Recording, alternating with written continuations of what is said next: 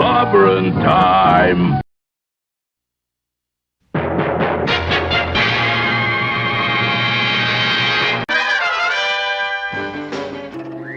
Atomic batteries to power. Turbines to speed. Roger, ready to move out.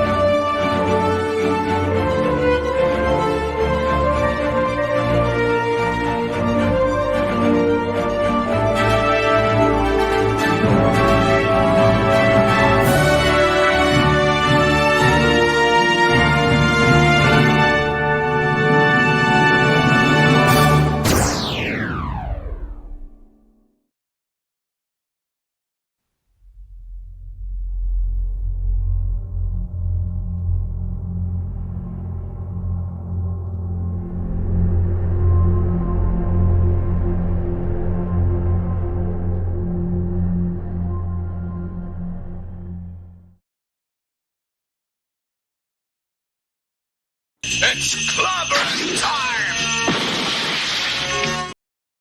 Clobberonimo! Yeah.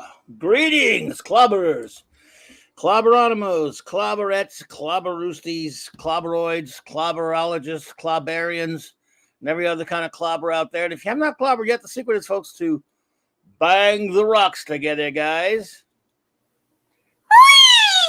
Clobberonimo! Love it. And it's good to see you, my dear friends, for another edition of Saturday Night Star Trek. Dun, dun, dun, dun. Yes, indeed. It is, of course, Clobberin' Times, issue number 682 on YouTube. 1,382 overall. And of course, it's Saturday Night Star Trek number 144, Voyager Reviews, with the most wonderful first officer in the fleet, the amazing, the fantastic, the beautiful Commander R.M. Briggs. Welcome, my dear friend.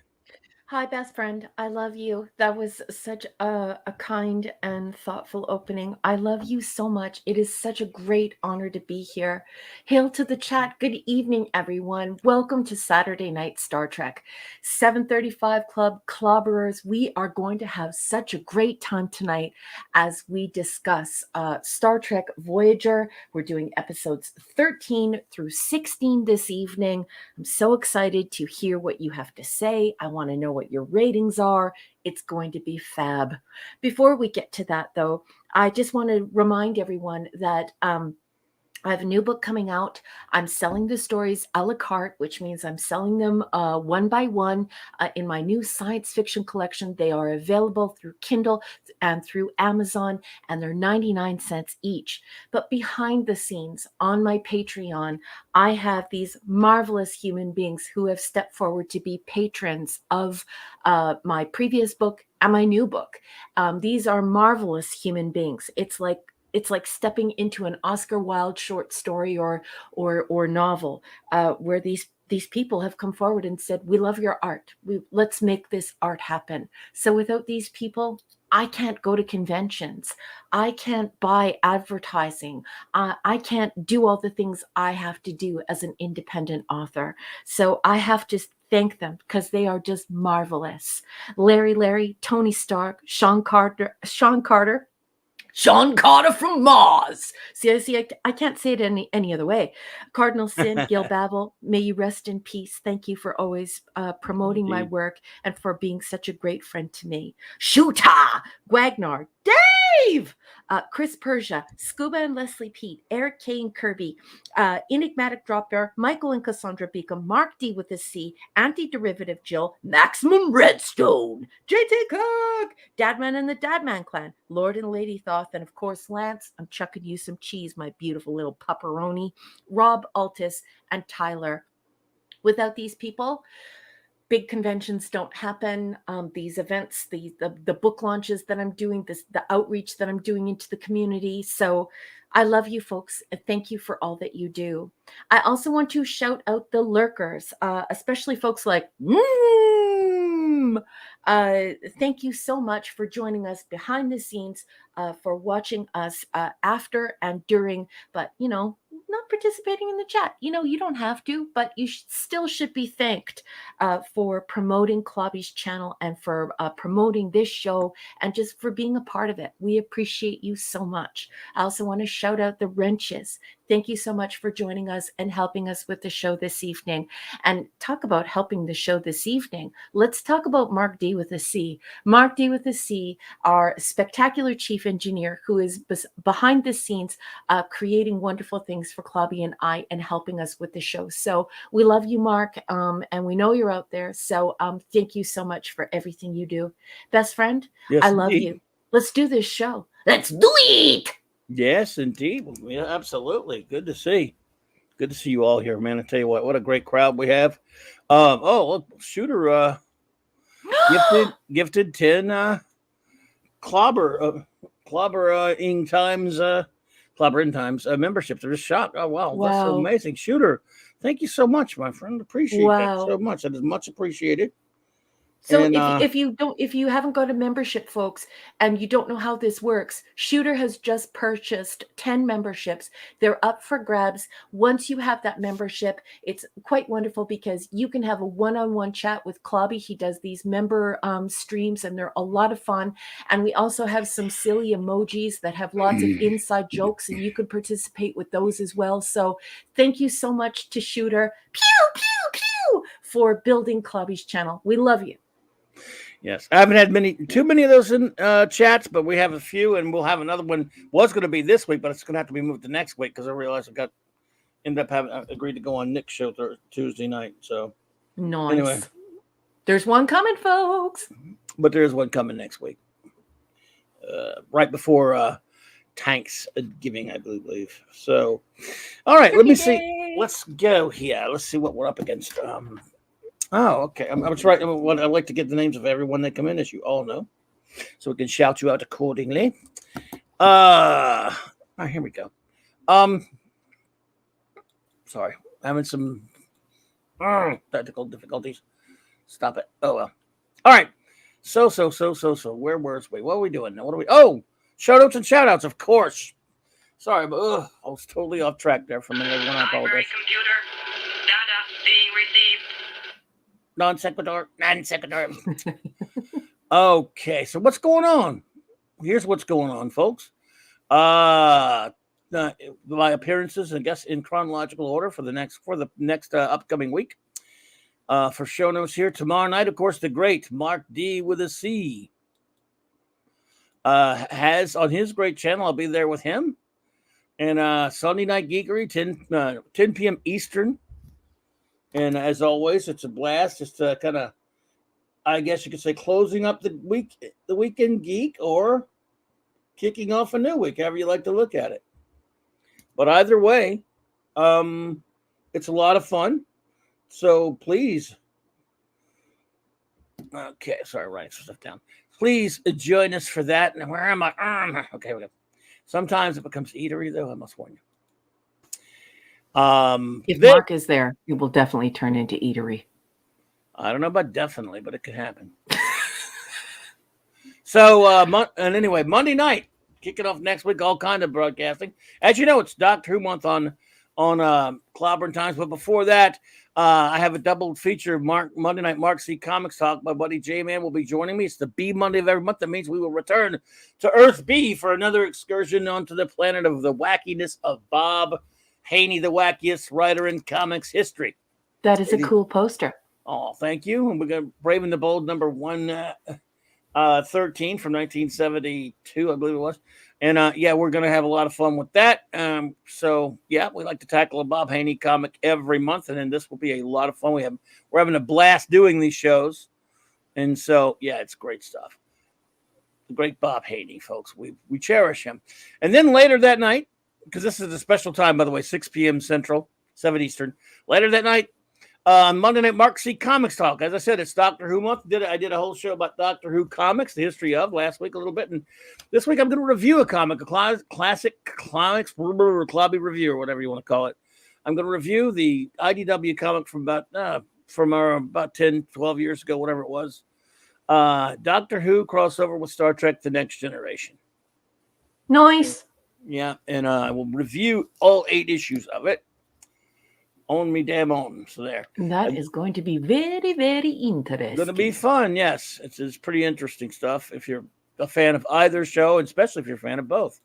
Then Wednesday night, more Doctor Who on Wildcard Wednesday night. I had a great time last week counting down ranking my outro episodes of Doctors. This week it's going to be about ranking the Doctors and their companions.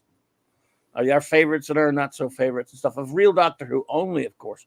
We don't do filth Doctor Who, just like we don't do filth Star Trek here, same deal. And then of course it'll be the usual stuff. The Clubhouse Thursday night with another episode of Blake 7 reviewed. Another and also wrong one. Another episode of Blake 7 reviewed and a Star Trek Thoroughly Voyages issue. On Tuesdays. And Thursday nights I can be found at Midnight's Edge After Dark with Tom and that great gang since 6 p.m. Central on 7 o'clock on Wednesday nights at Loki's Comic Book Roundtable. And then on Friday nights, every Friday night on J-Man's channel again. 6 Central, 7 Eastern. Reviewing all of Jack Kirby's Fourth World. We're getting close to the end, past the halfway mark. After that, we're going to be tackling Frank Miller's classic Daredevil run. Then with 32 Flavors, Nick Weiser, and the Comic Shop Boys at 8:30. So then, of course, as you know, it's always back to what we're doing tonight. Saturday Night Star Trek. Dun, dun, dun, dun. So, now that we got that out of the way, let me do some shouty-outies to all you fantastic friends. This is the way we roll up in here at this place. So, big shout-outs to our mods, wrenches, the great Eric K., the Bronze Wrencher. Evening, honey. You rock, buddy. Chris Persia, Vindicator Wrench of the Great White North. Thank you for the beautiful advertisement today on Twitter and probably elsewhere. I just really appreciate you promoting Clobby's show and his channel and the beautiful advertisements you make. I just thank you so much, sweetheart. You're such a loyal and kind friend. Thank you. Absolutely. Absolutely. We really appreciate you, sir. What a good pal you've been. We thank you so much. D. Bud Martin, the Wrench of Iron. Mathematician. Mathematician? He is. That figures. Oh, sorry. Lord Thoth, the god of the wrenches. And, of course, his wonderful better half, Lady Thoth. Avon lives, long live the Legion, my friend. Oh, the great aforementioned J-Man, the wrench without fear. Partner in crime on Earth B, fellow Legionnaire, reviewer extraordinaire. Also, fabulous nerd who is a horror author. Follow Jay. Go to Jay's Twitter and then go buy his horror if you like horror. Yep, we love the J-Man. It's a great dude. Let's see here. Where were we at? Okay. Of course, the great Maddie's daddy. No, I'm sorry. Wait, there's Maddie's daddy. I got it mixed up. Leader of Rich Mjolnir, Thor in Vegas. Good to see you, buddy. He's here. That's why. Yeah, absolutely. Awesome sauce. Super Rich Kal-El. Real soup. The rascally wrench himself, Fanty Outsidery. And of course, Clobbering Time's own Music Meister, Maximum Redstone. And the crowd goes wild. Yes. Trying to get them all written down here. Okay, so let's see who was with us in the chat, shall we? Right. What happened? Nothing. Eric. Just Eric. I love Eric. All right, let's see. Make sure got everyone set up and ready to go to shout out our people in the chat. All right, here we go. All right, chatters. First of all, of course, with us tonight is in the crew is the great chief engineer, as always, Mark D with a C. Absolutely, ishness. FKHC 2005. I know you said in the chat that you would not be here tonight. You listen tomorrow. Well, thank you for listening tomorrow, which is today for you, right? And thanks for stopping in to let us know. Appreciate that. And look, I want to shout out to all of our lurkers and all of those who are listening on a download or a rewatch. I cannot thank you enough. It is truly appreciated. I forget to say it sometimes because I'm just so absent-minded, but thank you. And and anyone else who's new out there, please like and subscribe if you feel like it. I know that's the thing you just got to say when you're doing the channel. So thank you. Shooter, what's up, Shooter? Pew, pew, pew. All right, buddy. Simply Steve, old friend. Good evening, sir. Good to see you, old chum. Gwagnar's here. Gwagnar. Gwagnar. Jamalama, welcome back. Jamalama. Good to see you. Jamalama ding dong. The classic comics. What's up, CC? Sorry. CC. That's okay. Wow. Let's see here. Dave G Sound. Hey, buddy. He's not just another body of water. Let's see. The great enigmatic drop bear. What's up, EDD? Hey, Dave. The air you right. died bear. Brian Hepburn. All right, old sir. Evening. Old chum. Sammer Hammerslag. Good to see you. Sander. The great three-named gentleman, the man himself, Larry. Larry.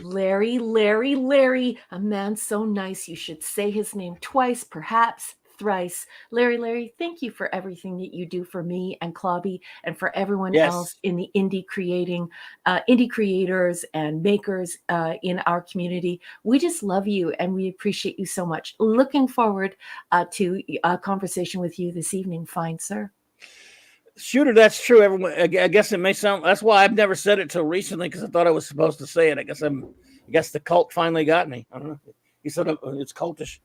I guess it's just maybe it's just a common sense thing to say. I don't know. Lisa, lovely Lisa. Let's see here. Did you see that chicken and dumplings she made? No, I didn't. I don't like seeing food on the internet. She made chicken and dumplings, and it looked really good. I'd have to see it. Probably has to use people, unless it's my mom making it. I never trust it because people put weird things in it when they make it. Like vegetables? Ugh. Oh, no. It looked delicious. Brogu from my old hometown. Good to see you. Parker Luck. Hey. Evening, Parker. And they call him Scuba Pete. What's up, buddy? Scuba Pete. And Leslie, smooch your face for me, please. Mazarus, welcome. May. That's my friend. He's a guitar player. Well, good to see you there, Mace. Thanks for being here. Let's see. I'll get to that question in a second, Parker. What's up? Hey, trying to keep track of everybody right now. Okay, where am I? Where was I? Okay. They're not an Amanda Bear, my friend. Good to see you. Good evening, Narad. Empress NM. Hey. Good to see you. You almost said my broccoli sander. What? Oh, nothing. We're all talking about various vegetables now because you ixnayed the vegetable A's. No way. So, Penny. Penny, good evening. Thank you so Penny. much for joining us. Putin's cat. Yes, that is a real picture of me. Yes. That is Vulcan, though. That's my Vulcan cosplay. Michael Beacom. What is up, my friend? Good evening, Michael and Cassandra Beacom. What a beautiful couple you are. Thank you so much for joining us. And I would like you to walk right over to your gorgeous wife and smooch her on the cheek for me. The Comic Relief Crusader. Hey, nice to see you, Alberta. Admiral Tig. Good evening. See you there, buddy. Admiral? Admiral Teague, what's up, man? Admiral? Victor Fontaine, my friend, good to see you. Vic, what songs have you got for us tonight? Can you start a song for me, please, Vic? And greetings, Putin's cat. And I don't. And Rob Altus just walks through the door. Okay, I didn't see that. Thank you. Rob, good evening. Rob, what is up, Kimasabi? All right. Hopefully I didn't miss anybody. Sometimes I do, but I try not to. Shooter says, Raquel lied. That's actually how she normally looks. She cosplays as a human. Shooter is correct. I am a Vulcan. Sorry, the secret's out. I'm 50% sure everyone here is AI. Putin's cat, you are 1000% incorrect. I have known all of these beautiful human beings, many of them behind the scenes, for almost 3 years now. So this isn't an AI. We don't pay AI to be in our chat. But thanks. I think. I'm Putin. I'm too dumb to be an AI, but thanks. Anyway, You're not dumb. I love you. I'm very dumb. You could love a dumb person. I love a lot of dumb people. Well, shin kicks. Somebody please send the captain some shin kicks. It doesn't make me any smarter just because somebody loves me. You know, I'm just lovable, I guess. Parker Luck, your question about that, wondering if we'd ever reviewing classic monster films of old. Yeah, I remember. Well, you never know. Like I said, you never know. It might happen one day. Like I said, we've got so much to review right now, usually with geek stuff. But to answer, take it into consideration for sure. I remember you asking that the other night. I did not forget you. Well, I forget everything, but I mean, I try. You know what I mean. I think in the spirit of trying not to forget. Okay, all right. Here we goes. Let's get a move on with what we're doing up in Zathras. Oh my God! You know what that means? Crap. What is up, Zathras? I like Zath's response to Putin's cat. I'm not AI. I'm an a-hole. Yep. Oh, me too. Vic started this song. I've got you under my skin. Oh, black magic. All right. Well, let's get a move on. Vic? Yep. All right. So here we go, folks. Anonymous, what's up? Good to see you. And anyone else who pops in, we definitely shout them out accordingly. Yeah. Right. Where were I? Okay. Jamalama has gone full on prisoner. I am not an algorithm. I am a human being. So, Hurt, look who's here. Hoobie-dooby's here. Hoobie-dooby. Okay, somebody better open the tequila. Please drink responsibly, but open some tequila. Herc 130 is here. So, folks, if you're new here, before we start, we always go back and backtrack and explain what Saturday Night Star Trek is. This is, of course, Saturday Night Star Trek number 144. Back in January, at the beginning of 2021, we embarked upon an arduous mission that is still not complete, and that is, of course, to review all of Star Trek. Both my first officer and I have made this pact because we were, let's face it, I don't know how smart it was to do that, but here we are. And however, it started out great. We started out with, of course, the original series. Mm-hmm. Then moved on to the animated series, the original crew films, the Star Trek The Next Generation, the TNG films, Star Trek Deep Space Nine, and now we are smack dab in the middle of Star Trek Voyager Season 3. 172 of these bad boys as we head through the Delta Quadrant on Voy. Indeedishness. So what we do is unless it's the beginning or end of a season, we do 4 episodes per week, which helps a little bit. And we have 4 for you this evening.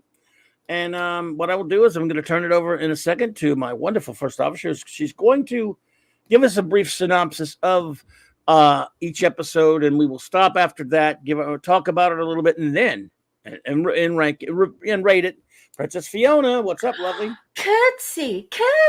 So good to see you, Lady Fiona. We will talk about the episodes, give our views on it. Then we will ask for your.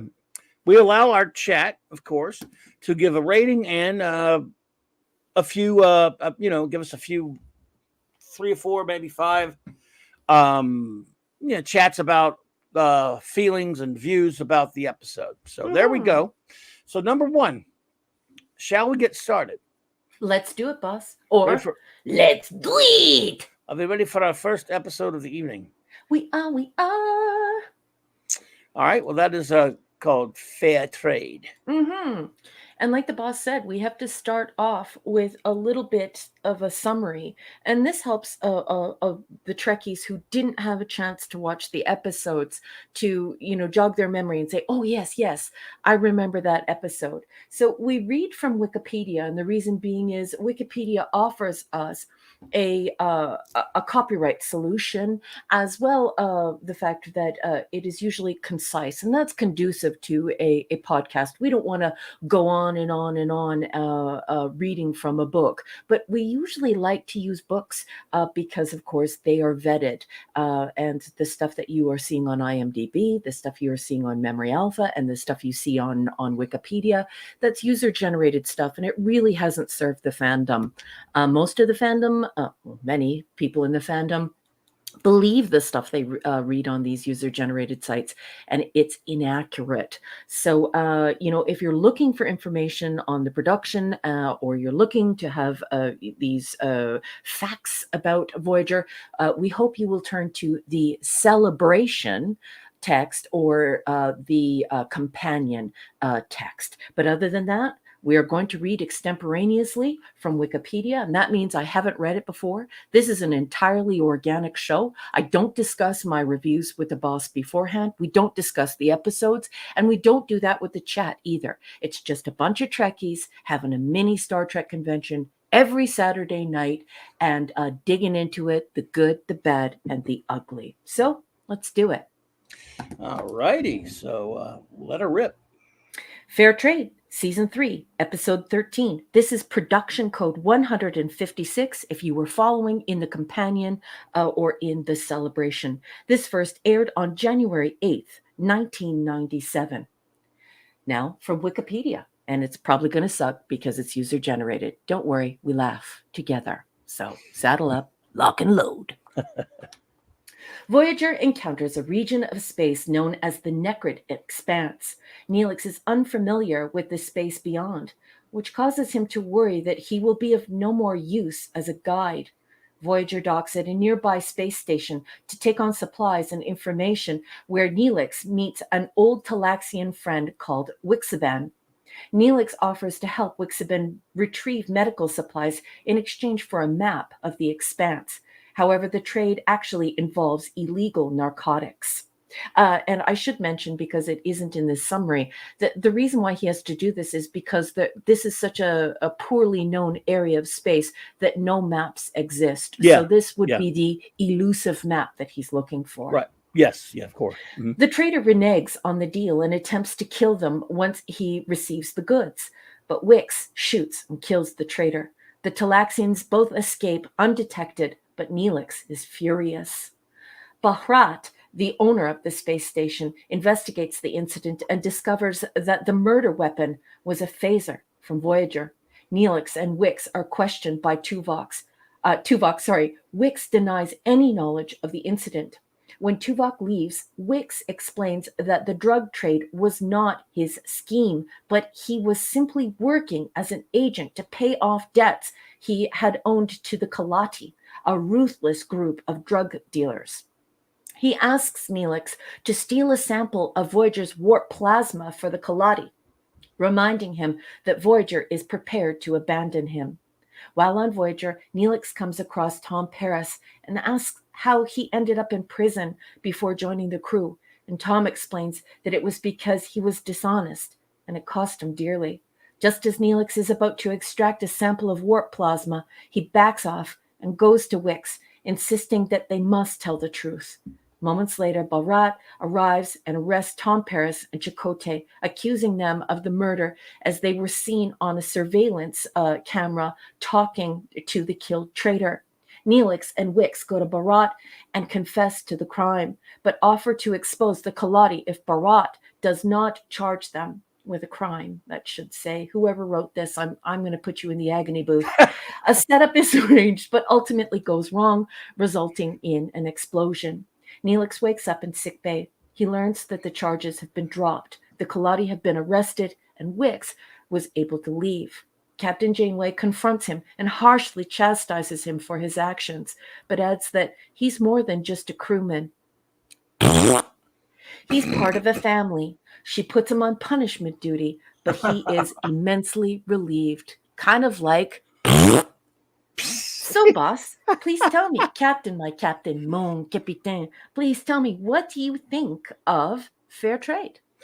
Are you kidding? A Neelix-centric, all Neelix episode? What do you think I thought of it? Oh, boy. I mean, in other words, it's not really, the episode itself is not particularly bad or good. It's just a story that's not really science fiction. That's, I understand some of, if he weren't such a loathsome character, I would understand some of the character issues he's having, but I just don't care because it's Neelix. I can't stand him. So it's, not, I mean, I've seen there are plenty of more glaringly bad ones that just don't really. This episode almost, it's like a nothing murder. I'm like, oh man, do I have to even pay attention to this thing? I fell asleep like twice, and then had to go back later and finish watching it last night, and then watch the rest of them. But yeah, again, I don't have much to say about it other than it's a Neelix-centric episode, which means I just want it to be over as fast as possible. It's not a particularly compelling story that's science fiction or anything like that. So no, it's just some kind of filler ass.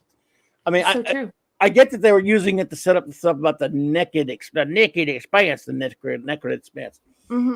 But I'm just like, really? Okay, whatever, guys. Can we just not have this episode? I don't even want to review it almost, but yeah, so blah. So go ahead with some notes. Okay, and if you're wondering what the boss is talking about, I've been watching Star Trek for, well, over 45 years. So is Clobby. And I was thinking, what could I add to the show? And so I take notes, and these are the notes that I take while I'm watching each episode. Why would Neelix want to learn security? He is an ambassador. He is a guide, an advisor to the captain. He is the ship's only cook. He is the ship's reporter with his own show. He is the lead botanist on away missions. Why would he need more? It's very important to realize here, folks, especially for those of us who have worked in the food and the service industry. Many of you know that I owned restaurants before with my partner, and so it's very important for people to realize that feeding 150 people 3 times per day would be a 12 to 14 hour day, 7 days per week. So this guy could barely come up for air if he was actually the cook on this ship. And then I just wrote underneath, it's a real shame because it shows that these writers have never had jobs. So, story by Ron Wilkerson and Jean Louise Matthias. Seriously, like how would someone do all of those jobs? Just dumb. Oh, and I forgot morale officer. Crap. I don't have. Just let me add that morale officer. Thank you, Shooter. Yeah, morale officer as well. So thanks for that. And I don't like the fact that he starts giving tips to the chief engineer. He starts giving tips to B'Elanna. It's weird. Why are they forcing the Neelix character? And we often see this when a character doesn't work and they shine a spotlight on the character. We don't want any more Chicken Man. We're good without Chicken Man. This character is infuriating. Neelix is once again revealed as a criminal. So we all know about his war crimes. So something that is akin to Hiroshima or Hiroshima, depending upon where you live in the world, or Nagasaki, happened on his planet. And he had a chance to rescue some children. And he actually abandoned his post. He was supposed to be, in service. So he is a deserter, and he also left children to die. Well, in this episode, we also learn that he was a criminal. This time he was committing a crime with a friend, and he let his friend take all of the blame. And we later learn, you'll hear in my notes, that he was actually a drug dealer.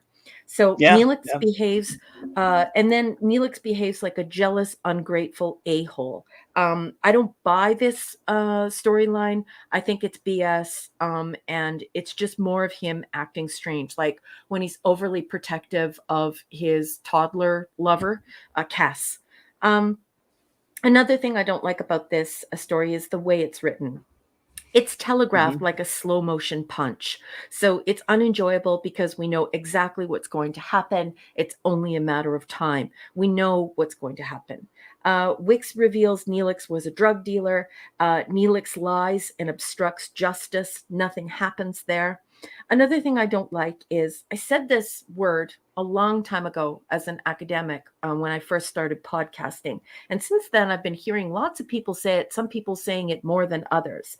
But it's this word that I normally write. I don't say it. So, but it's verisimilitude. Okay. And verisimilitude doesn't really mean what many people on YouTube think and what the writers think it means. So verisimilitude denotes realism within art and literature. And I've tried to explain this before on other podcasts, and it's just not sticking. So let me help people to understand what what a cumulative connotation means. It means generally when you're saying the word verisimilitude, what you're saying is that the pretend feels real. Okay, Tuvok saying this to Neelix that he should be that he should come along to find out the verisimilitude in Wix's answers is dumb. That's not how you would use that word. What Neelix or Tuvok should have said is something like to establish the sincerity or the truthfulness in Wix answers, not their verisimilitude. It refers to fiction, is what you're saying. Yes, and art. And when art, something is presented in such a beautiful or a compelling way that it feels real, and therein lies that truth. It's the anyway. So it's like a truth likeness. And it's a cumulative connotations are in literature and art. It's not, the word isn't interchangeable with fact or veracity. So people need to stop using that word unless they understand what it means. So that's nice. annoying. And I do believe that Neelix should be put off ship. So we've found out that he was a deserter, that he allowed children to die, and that he has nightmares about it. He's dating a toddler. He was a drug dealer. He obstructed justice. He lied to Captain Janeway. And so I think he should be put off the ship. I think that there are some nice final messaging cues or at the end in their discussions about friendship and belonging to a family and having love and all those things. But I just think that the whole thing is a gigantic mess, and it's unbelievable. It makes you hate Neelix even more because it seems like when you think he's hit rock bottom as a humanoid, there's a new bottom, and he's just scum. I hate Chicken Man. I would like to use the agony booth like Ron Popeil and just set it and forget it. Put him inside of the agony booth, crank it up to 11 like they do on Spinal Tap, and just set it and forget it.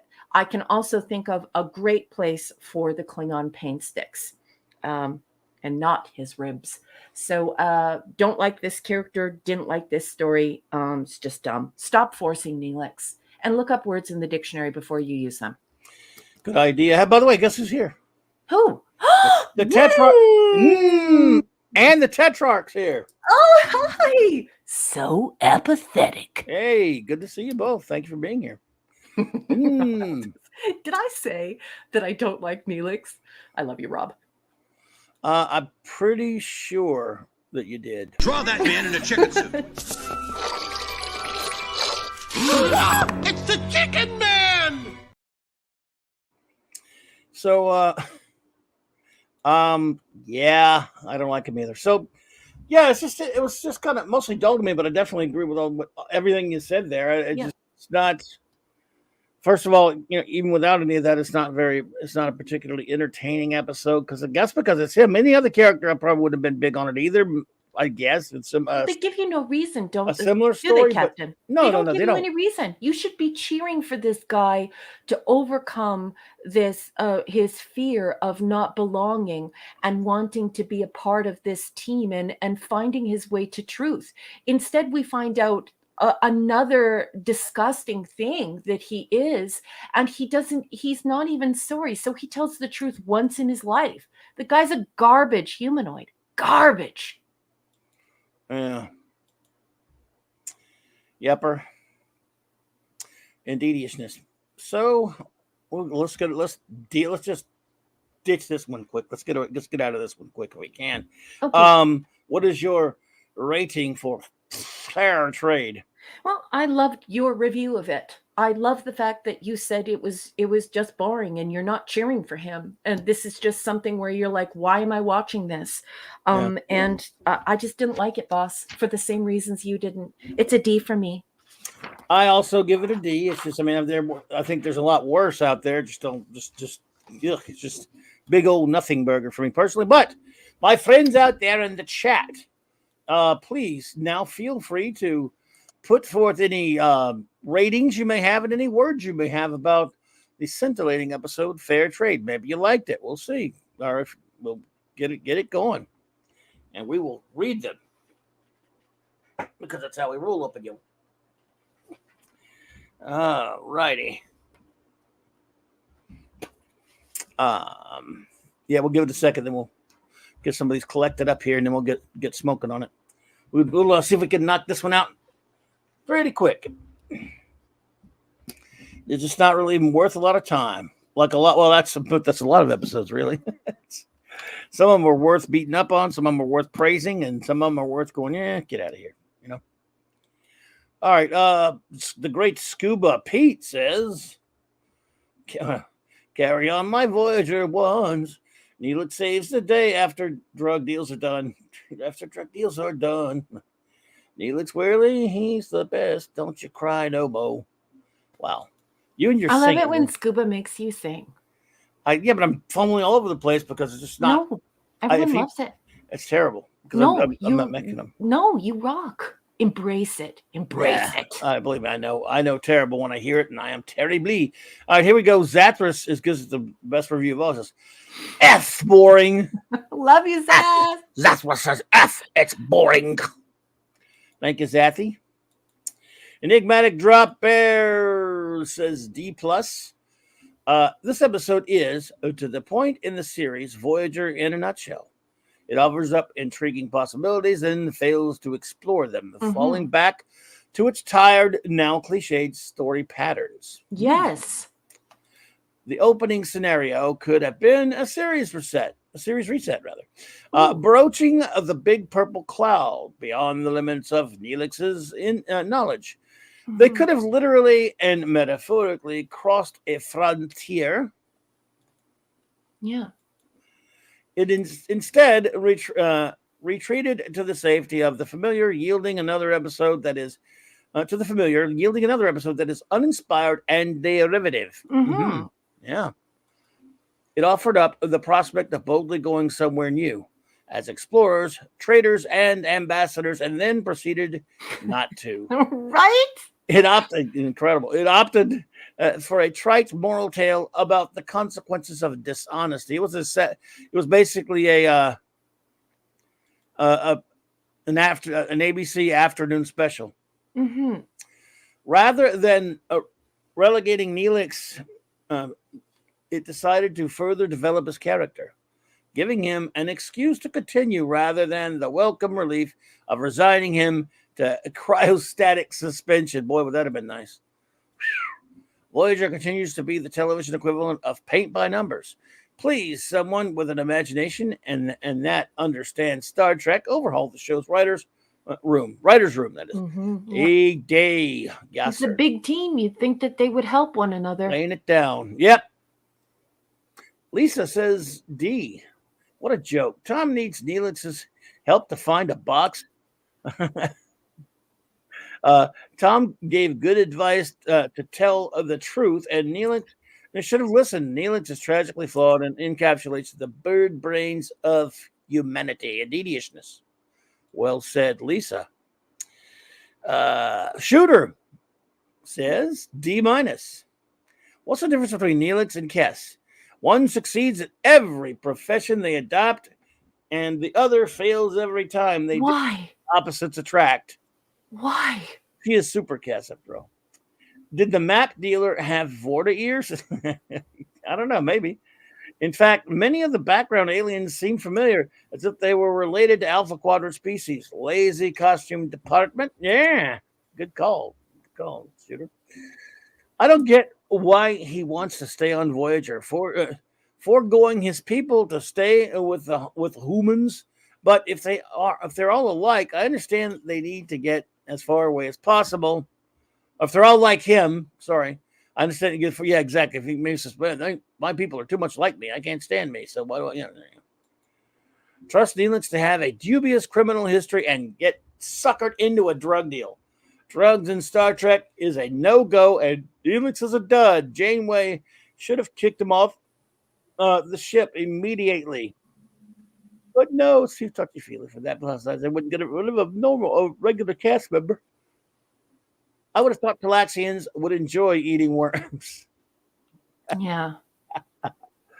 Oh dear. Michael Bacon says D minus.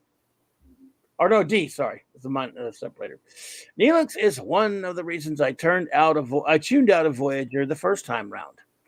Stuff like this makes me feel totally vindicated. He's the type of character that taints the other characters by existing. Mm-hmm. Well said, Michael. And how weak is it that you have this character and you have to keep giving this character new positions on the ship, as though the character is collecting positions, because the position that they're in is so deeply uninteresting that you have to basically reinvent the character every week. It's so tiresome. Yeah. This Good point. disgraced deserter who allowed children to die and abandoned children who were being burned alive. And then we find out he's a drug dealer. No one is cheering for this guy at this point. No one cares. We'd like to airlock him. Idiotishness. Empress NM says D minus. It barely escapes being an F for the reasons noted. Barat was the only interesting character because he was logical. He was also well played. Yes, he was well played. I liked him. Yeah, he was kind of. I liked that actor, and I liked the makeup. I thought he looked pretty good. Cool. Agreed.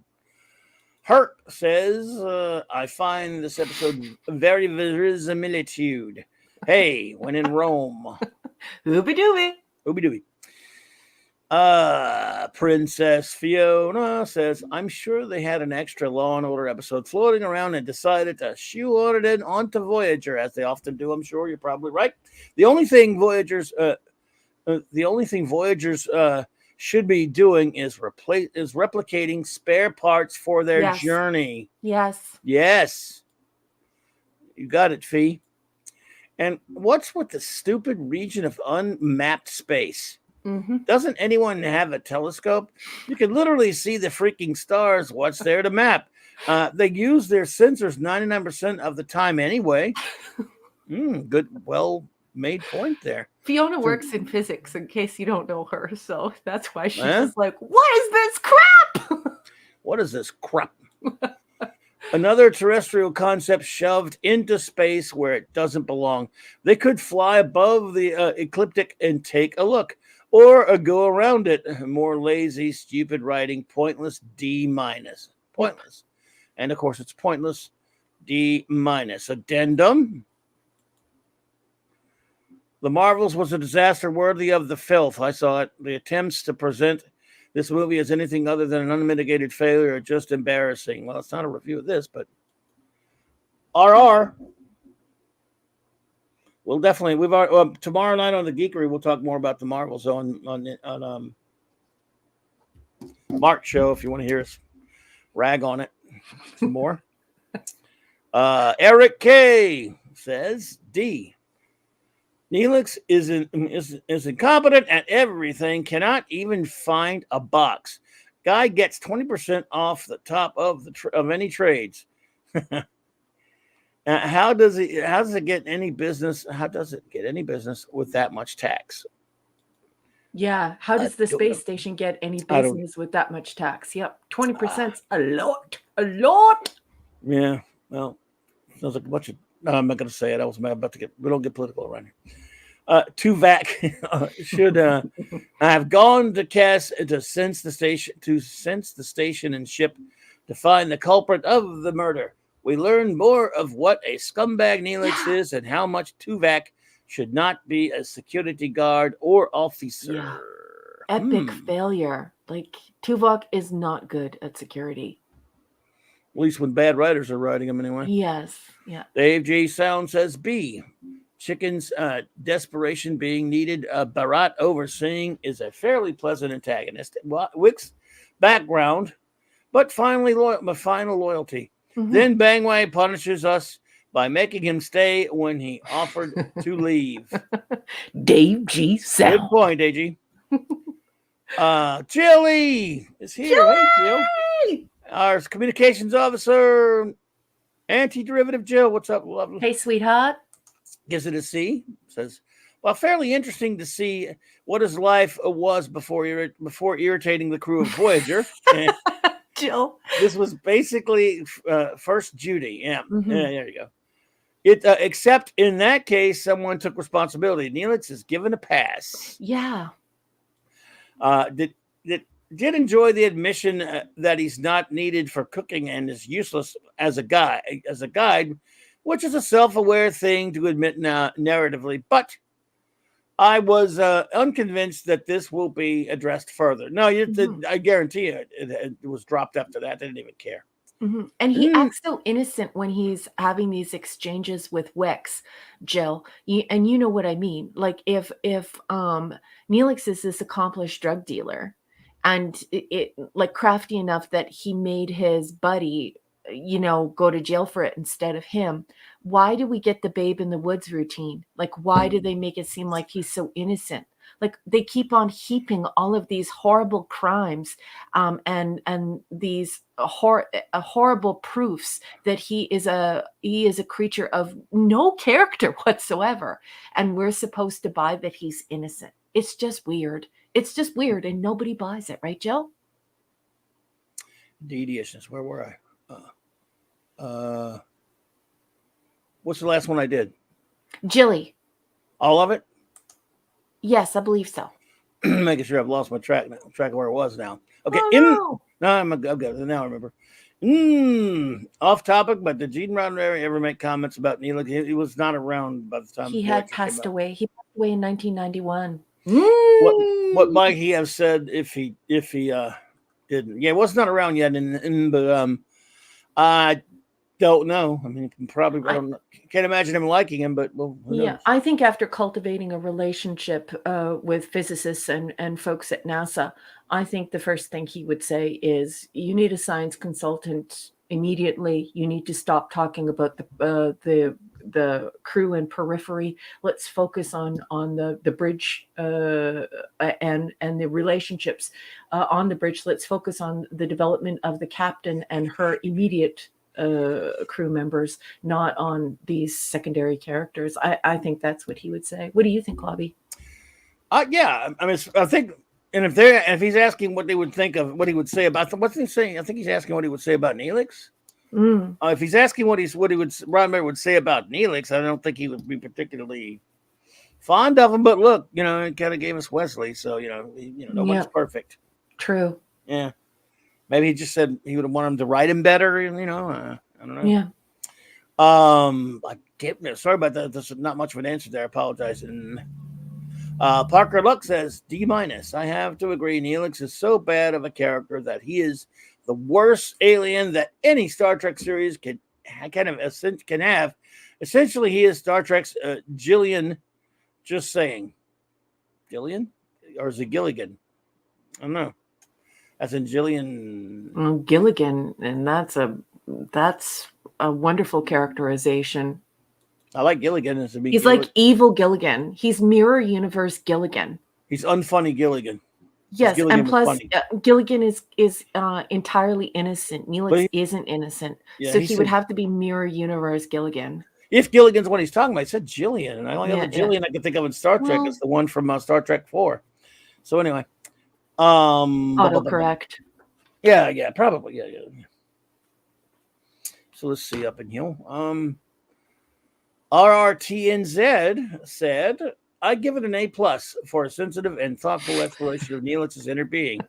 A triumphant performance by Ethan Phillips. Nah, just kidding. It's rubbish. B+ at best. Love you, RRTNZ. Yes, well said. Yeah.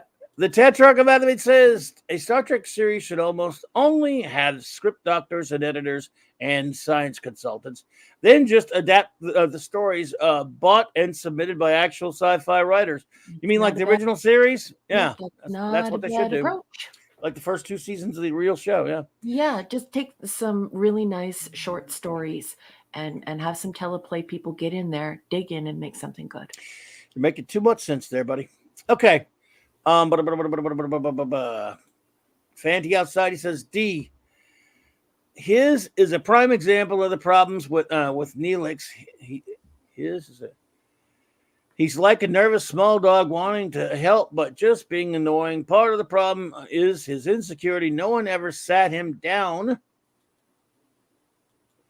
Told him, relax. You are part of the crew. We don't just jettison people if they are no longer useful. No one else on the ship has a clue what's out there. Now, neither do you. We're all on the same as to pass. Ship pass. He went from his moon to the main planet during a war. When the weapon was deployed, it hit the moon. He joined the rescue team to help survivors. He was frightened by a monster, a badly burned child. However, he still assisted in the rescue of survivors. Was he a shady? Yep. Is he likable? Nope. Neelix is an outsider who never had the benefit of the enlightenment of Starfleet. Mm-hmm. However, when presented with the ideas of the Federation, he immediately signed on despite his shortcomings. He is trying to be a better person. The writers fail him. Yeah. Okay. Give him one cross to bear. But if every, season you're introducing some other heinous crime that he's guilty of and that he has never been, that he's never atoned for, he's never taken responsibility for, how can we like this creature? They make it impossible, don't they? Yep. The engineer, Mark D with a C, says D. And now for a very special episode. Neelix learns why it's always better to tell the truth. Neelix won't be useful anymore. When has he ever been? Yes. Mm-hmm. Not a bad story idea for character development, but Neelix is too annoying and irredeemable to save. Mm-hmm. P.S. I survived the Marvels. Why do people feel the need to mention the freaking Marvels tonight, you people? Just kidding. Yep. Okay, I'm just kidding. Bring back bad memories to do that. Who is ready for the next one? Let's do it, boss. All right, next up, folks, is Alter Ego. Mm-hmm. Season Proceed. 3, Episode 14, production code 155 if you're following along in the companion or the celebration. This first aired on January 15th, 1997, and we've been watching it ever since. Oh, one more. Katie just walked through the door. Katie, and by the way, Fiona, I'm well aware it's opening week. I suffered through it, so. But I mean, this is a different show. It's not. But don't worry about it. Katie's It's fine. I here. was just She's got a messing with review. you. I was just kidding, Fiona. It's fine. Captain Finity and beyond, by the way. Captain Finity. What's up, Finity? And Katie, so good to see you, my dear. Hope you're doing well. And Katie says, fair trade. She gives I hit the wrong one. It keeps jumping on me. Sorry about that, Katie. Fair trade. She gives a B+. Okay, thank you, Katie. Cool. All right. And she said, okay episode, but Hawaiian. Oh, that's the next one we're on. We're not reviewing that. We're about to review it, so no reviews yet. Yeah. So wait till we Not give the there word yet. for. Yeah, we always wait for we give the word to give a review of which, you know, everyone always wait till we give the word for a review. Gotcha. Okay, so it keeps us focused, and it helps us not lose reviews and stuff. So it helps us not miss your review. So yeah. All right. Okay, go ahead. Okay, this is from Wikipedia, and this is a cold read. I haven't read it before, and the writing is not the best, but we'll get through it together. Let's all hold hands and sing Kumbaya. You ready? Mm-hmm. The Federation starship Voyager is engaged in exploring a nebula inversion that is mysteriously stable. While inversion nebulae normally burn out after a few years, this one appears to have existed for centuries. While the rest of the crew discuss emotions with the Vulcan tactical officer Tuvok, Ensign Harry Kim gives a discomforted look. Kim later visits Tuvok in his quarters and asks Tuvok to teach him the Vulcan way of suppressing his emotions. When Tuvok asks why, Kim reveals that he's fallen in love with a character from the holodeck. By the way, the reason why it's getting a raspberry is because he fell in love with a holodeck character he met yesterday. So I'm gonna that was so stupid. By the way, and there's no problem, Katie. By the way, I would just and by the way, I think she agrees with you about the wiki or the fandom one there. So yeah. Yeah, Katie, that's why I started asking people to stop. I very politely stopped. I said, please stop putting stuff from IMDb and from a Memory Alpha and all that stuff into the chat like it's trivia.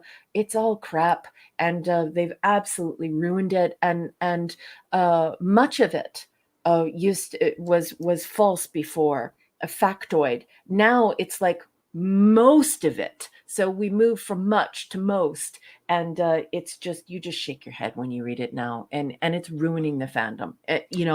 Memory Alpha has been a fetid sea of floating poopy diapers ever since the filth came out, but that's what the filth produces. Poo. By the way, welcome to Mad Mardigan Prime. Greetings. Good to see you. Hello. Good to see you. Nice to meet you. Okay, where was I? Okay, all right. As a part of Tuvok's methods, they go to see this character, Morena. Meanwhile, Captain Janeway orders the ship to move away from the inversion, but the ship fails to respond. All the crew later engage in a luau on the holodeck. Tuvok again meets Morena and is intrigued by her logic. Harry sees this and becomes jealous of Tuvok, who assures him that his jealousy is misplaced and that he feels no emotions for Morena, but Harry will not listen to him. The love boat. These are the days of our lives, the young and the restless. To prove his statement, Tuvok deletes the Morena character from the holodeck. Later, as Tuvok enters his quarters, he finds Morena there, wearing the doctor's mobile emitter. Morena hence reveals herself to be a sentient being who can escape the confines of the holodeck, and is no ordinary holodeck character. It appears she has uploaded herself into the computer. Tuvok then informs security as Morena disappears. Her attempt to capture Tuvok's love fails, however, since the Vulcan Tuvok is not receptive to her suggestions that they see each other more often. Okay, whoever wrote this, seriously, Vulcan pain sticks where the sun don't shine. Angry and disappointed, like this is beyond rovering at this point. Angry and disappointed at being rebuffed by Tuvok, Morena has now taken control of Voyager's computer and disabled her engines. A situation which could spell disaster for Voyager in the middle of the nebula. This is particularly true as activity in the nebula suddenly increases, threatening the ship. Captain Janeway is alerted to the matter with Morena, and she and Tuvok begin scanning Voyager's immediate vicinity for hidden vessels and eventually find a spot. Find a spot from where? The spot, not a spot. Learn. Where the real Morena character originates. Tuvok beams himself to this location aboard Morena's ship and meets the real Morena. Every time I say Morena, please take a sip of your beverage. Please drink responsibly. An alien who is living totally alone and isolated in the nebula inversion to prevent it from igniting in order to allow her people to enjoy its beauty. Right. However, she is so fascinated by the Voyager's holodeck program that her curiosity led her to hack into Voyager's computer, and she was intrigued by Tuvok. She asks Tuvok to remain with her, but Tuvok reveals that he is already married and has children on Vulcan. Tuvok tells Morena that if she really cares about him, she must let him go. Let it go. And the ship passed through the nebula safely. Tuvok also explains that if he stayed with her merely to save the ship, the relationship between Morena and him would not be what Morena desires, one of equal partners. Morena sees the logic in Tuvok's suggestion and permits Voyager to safely continue its journey home through the nebula inversion.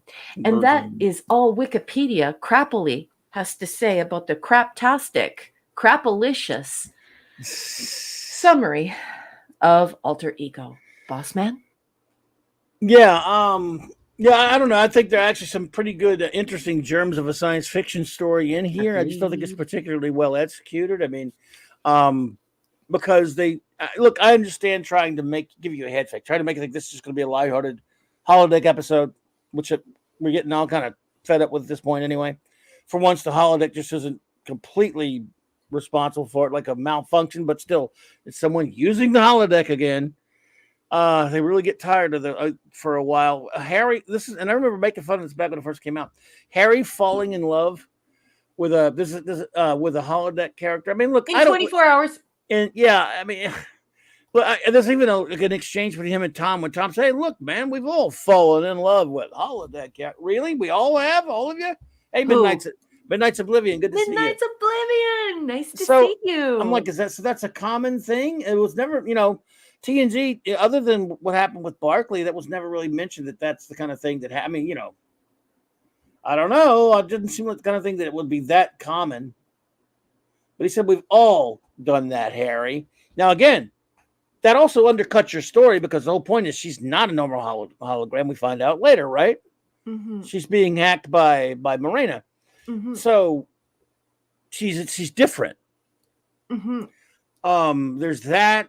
It's just kind of mainly the thing is it's a very draggy, boring story that takes way too long to set up any of its fairly, mildly interesting premise. For example, even though they reference Ship in the Bottle, the episode you hate so much of TNG with Moriarty because he's leaving the holodeck, in this, they had a good excuse. She used the Doc's mobile emitter. The mobile emitter. She did. Great. So at least that it wasn't crazy. So you had that going for it. You had a character through at the end of the episode, they resolved it through logic and reason instead of some big cornball fight or her killing herself or some other kind of crazy stuff like that. So they're good. I think they're good kernels of an interesting science fiction idea and a character idea about the loneliness of this woman and stuff. I just don't think it was particularly well executed, personally. I totally agree. And look at her chesticles. Oh, yeah, she was nice. So those are mamma jammas. Oh, she was a cute. Oh, their holodeck version was bit of nice. A butterface. I mean, I wouldn't. I don't know. I just say those sorts of things because it makes everyone laugh. Yeah, because you can get away with it. You're a woman. Yes. I can't. Yes, exactly. But I thought she was cute. Anyway, notes. Okay. Harry is in love with a computer subroutine, Tuvok.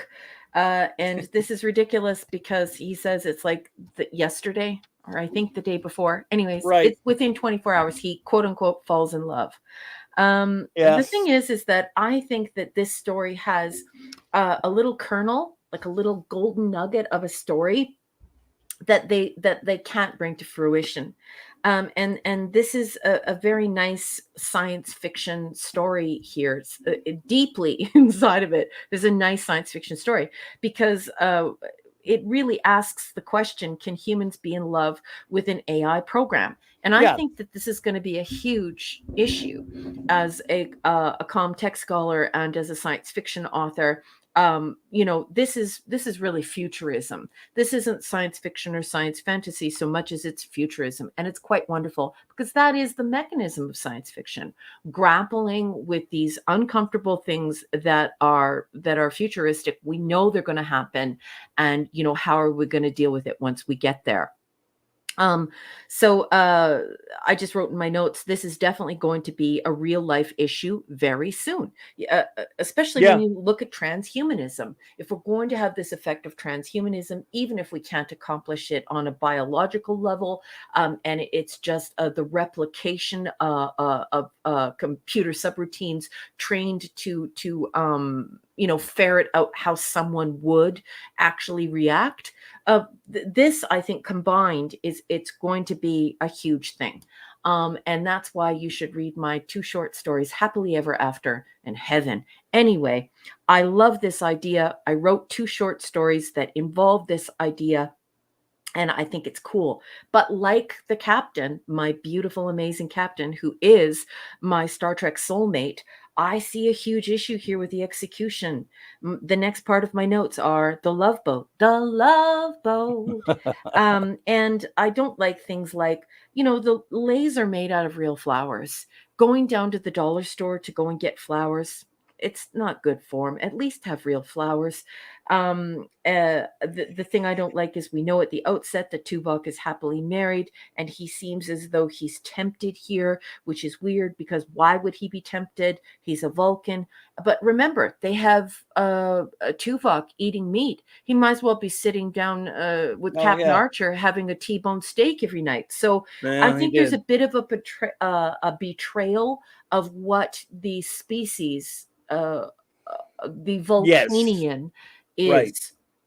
Good night. Good night, Penny. By the way, let's say good night, Oh, Penny, good night. Yeah, And and thank you for making us a part of your nighttime routine. We love you, absolutely. Penny. Good night, Great to sweetheart. see you. Yep. And Mistral, welcome. by the Good way. evening. Hello. Yeah. So I have issues with that because you know how I feel about that. This sort of slow erosion of the specialness of the Vulcanian race. Right. If you remove everything that is special about the Vulcanian race and you just make them humans, it's what have you done? You've eroded your storytelling device. The alien intruder using the holodeck or the computer. What a great idea. But I don't like the way that we have this very weird tennis match, or I'm going to say this for Mark's benefit, this pickleball volley between it being the intruder using the holodeck, the nebula giving the computer the ability to advance and distort the holodeck programs, and then no, it's an alien. And then it's an alien on a ship using the holodeck as an interface. And this all happens in one conversation.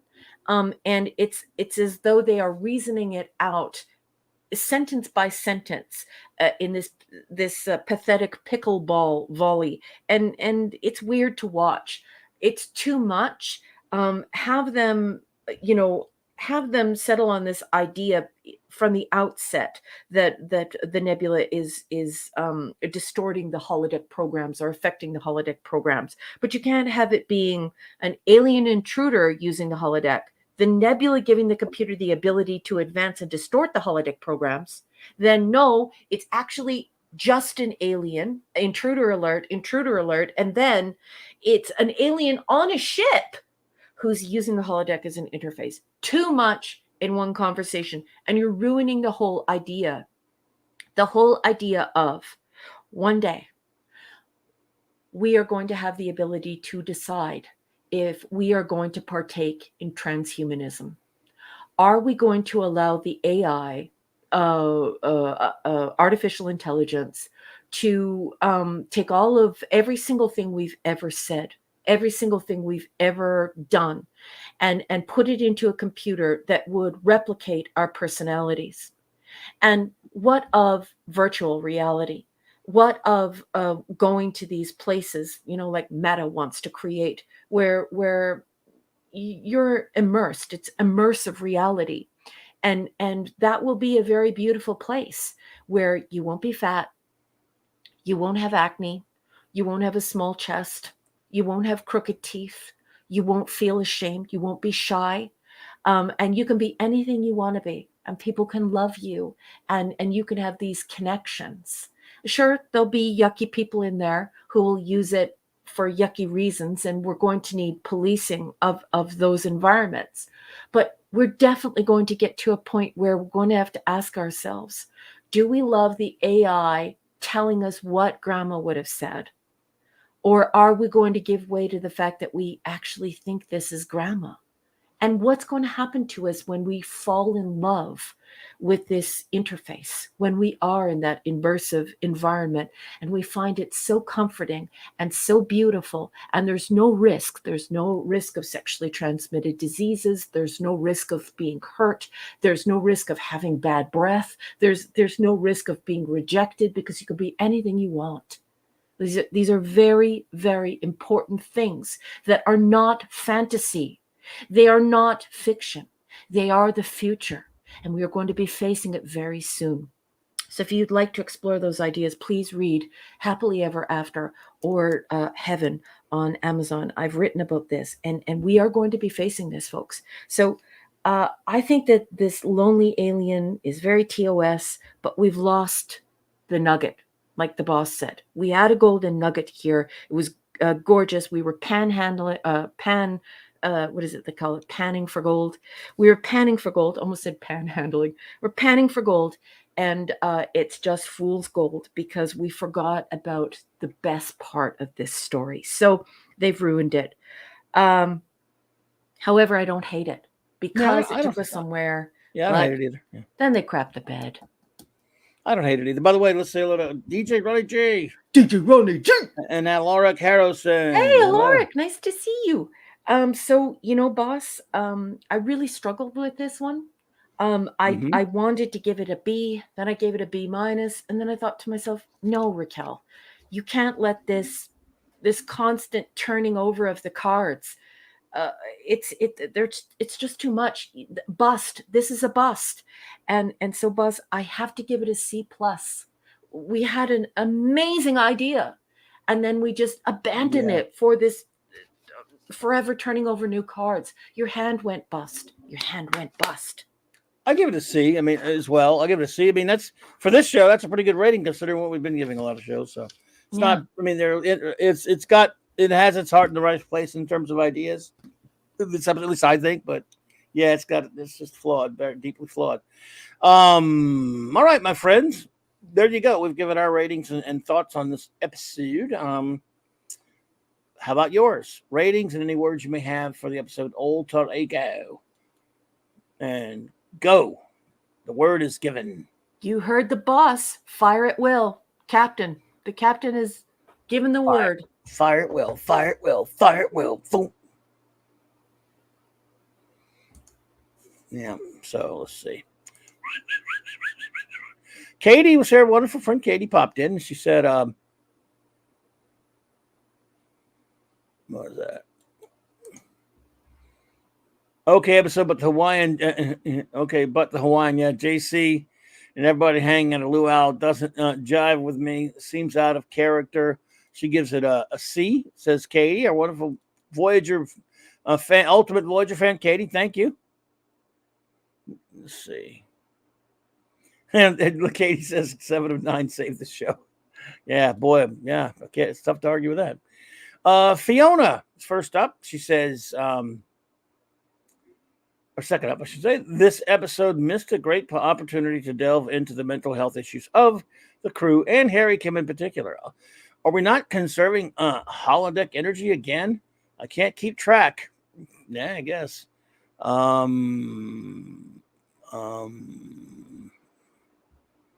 That's one of 3. We only got one of them so far. I should have waited. One of 3 for. I'm going to keep that one up there. I'm going to keep that one in here, and then we'll come back to it and start over again. Oh, we got a second one. Okay, thanks.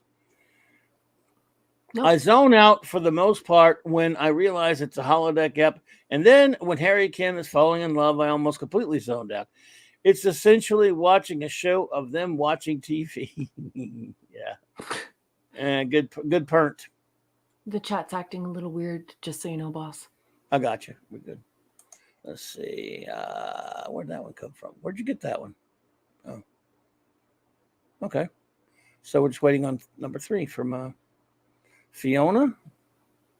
Yeah, the chat's it blanked was- out like I a should couple have- of times. So I should have checked before, and that was my bad for not checking that all 3 of them weren't there. it's okay, sweetheart. No problem. It's actually I'm not receiving any new chats whatsoever. So Uh-oh. I think a big burp is coming in the chat on our side of StreamYard. So brace yourself, boss. There it is. Good. It was a good idea buried in this episode somewhere, but it just didn't play out. Don't get me started on nebulas. It's a dust cloud thousands of times less dense than our atmosphere. D, says Fiona. Thank you. Thank you, Princess Fee. Thank you, Fee. All right. We love you, Fee. Let's see. Zapra says, F. My eyes. I'm blind. My eyes. Oh, my God. All right. Wow, sir. Lisa, however, says, A. Nebulas are beautiful as well as the conclusion. A surprise that a lonely caretaker was behind the curtain. As logical, solitary beings, Tuvok was able to use love to reach Morena and to de-escalate. Yeah, I did like the way it ended in Lisa, where, because a lot of times this is going to be some kind of, in a lot of TV shows that would be doing something like this, it would be tragic, something bad would happen. It's like, he just used reason. And she accepted reason because she's intelligent. So I did like that, the resolution. Yeah. Says C. C is pretty good given how bad Voyager has been overall. I have to agree with you. There are some times when I'm giving my rating for it and I'm watching it by myself and I think to myself, am I rating this against Voyager or am I rating this just rating this? Like, is this a clean rating or am I just so relieved that it doesn't suck like usual, right? So I'm with you there. I knows what you mean. Dave G. Sound says D. Professor Moriarty, come on, stop with the holodeck stuff on a show already based in a fantasy world. Is there nothing more to show? The writers dug until they hit rock bottom and then used dynamite. Says, there you go, buddy. Nice review, Dave. Yeah. Thank you, sweetheart. Eric K. The Bronze Venture says C-. I'm still wondering why Tuvok and Harry found this hologram so appealing. She seemed boring and unattractive to me. I guess love at first sight of that. I guess love at first sight of that. Okay. I wonder how many days of energy it took from the ship to be able to replicate a Hawaiian shirt. Right. When they destroyed the emitters, why did just the people disappear? Does the food disappear in stomachs when they leave the holodeck? Yeah. I don't know. It's weird. Bossman, just so that you know, you have received a gift from Michael and Cassandra Beacom as well. Everyone, RRTNZ has become a member. Or no, he's been a member for 1 month. A member for 1 month. Sorry. Appreciate that, RRTNZ. Thank you. Michael Beacom, thank you for that. He says, trying to tell you to read Raquel's stories. Oh, thank you. Thank you so much. Absolutely, Ishness. Let's see here. We got Shooter. And we'll get there. And let's see who's got 3. Shooter says C-. A whole quadrant of the galaxy to explore, and where do we go? The holodeck. Sigh. Vulcans have relationships like of the Ring. Oh, fellowships like of the Ring. Yeah, that's right. A romance between a Vulcan and a faux hollow character. Lame. Right. Busman, RRTNZ has gifted a membership. So he has purchased a membership for whomever would like to have it. RRTNZ, thank you so much. That is so kind of you. And I hope someone takes advantage of that. That's just so super kind of you. Thank you. Absolutely. Thank you very much. Appreciate that, RR. You were too kind. Let's see. Shooter continues. I find it hard to believe that a sentient species would isolate a member of their species to maintain a nebula for esoteric acceptance. Aesthetic. Sorry, esoteric. Listen to me. Maybe if the staff was regularly changed. Yeah, you'd think something like that maybe. But yeah. I hear you. It's kind of weird. It's got the Trelane vibes, like, Right. "Oh, I'm all on my own until my parents show up to yell at me." Yeah. And that they're sort of inspired by that, and then they totally Well, crap to bed. I'm going to give them some credit. At least they could have made it like something happened where she's the last of her kind, or she's stuck Yeah. there and can't get back home, or that kind of crap. No, she just decided to be there, and Yeah, she it's can leave, so that's good. weird.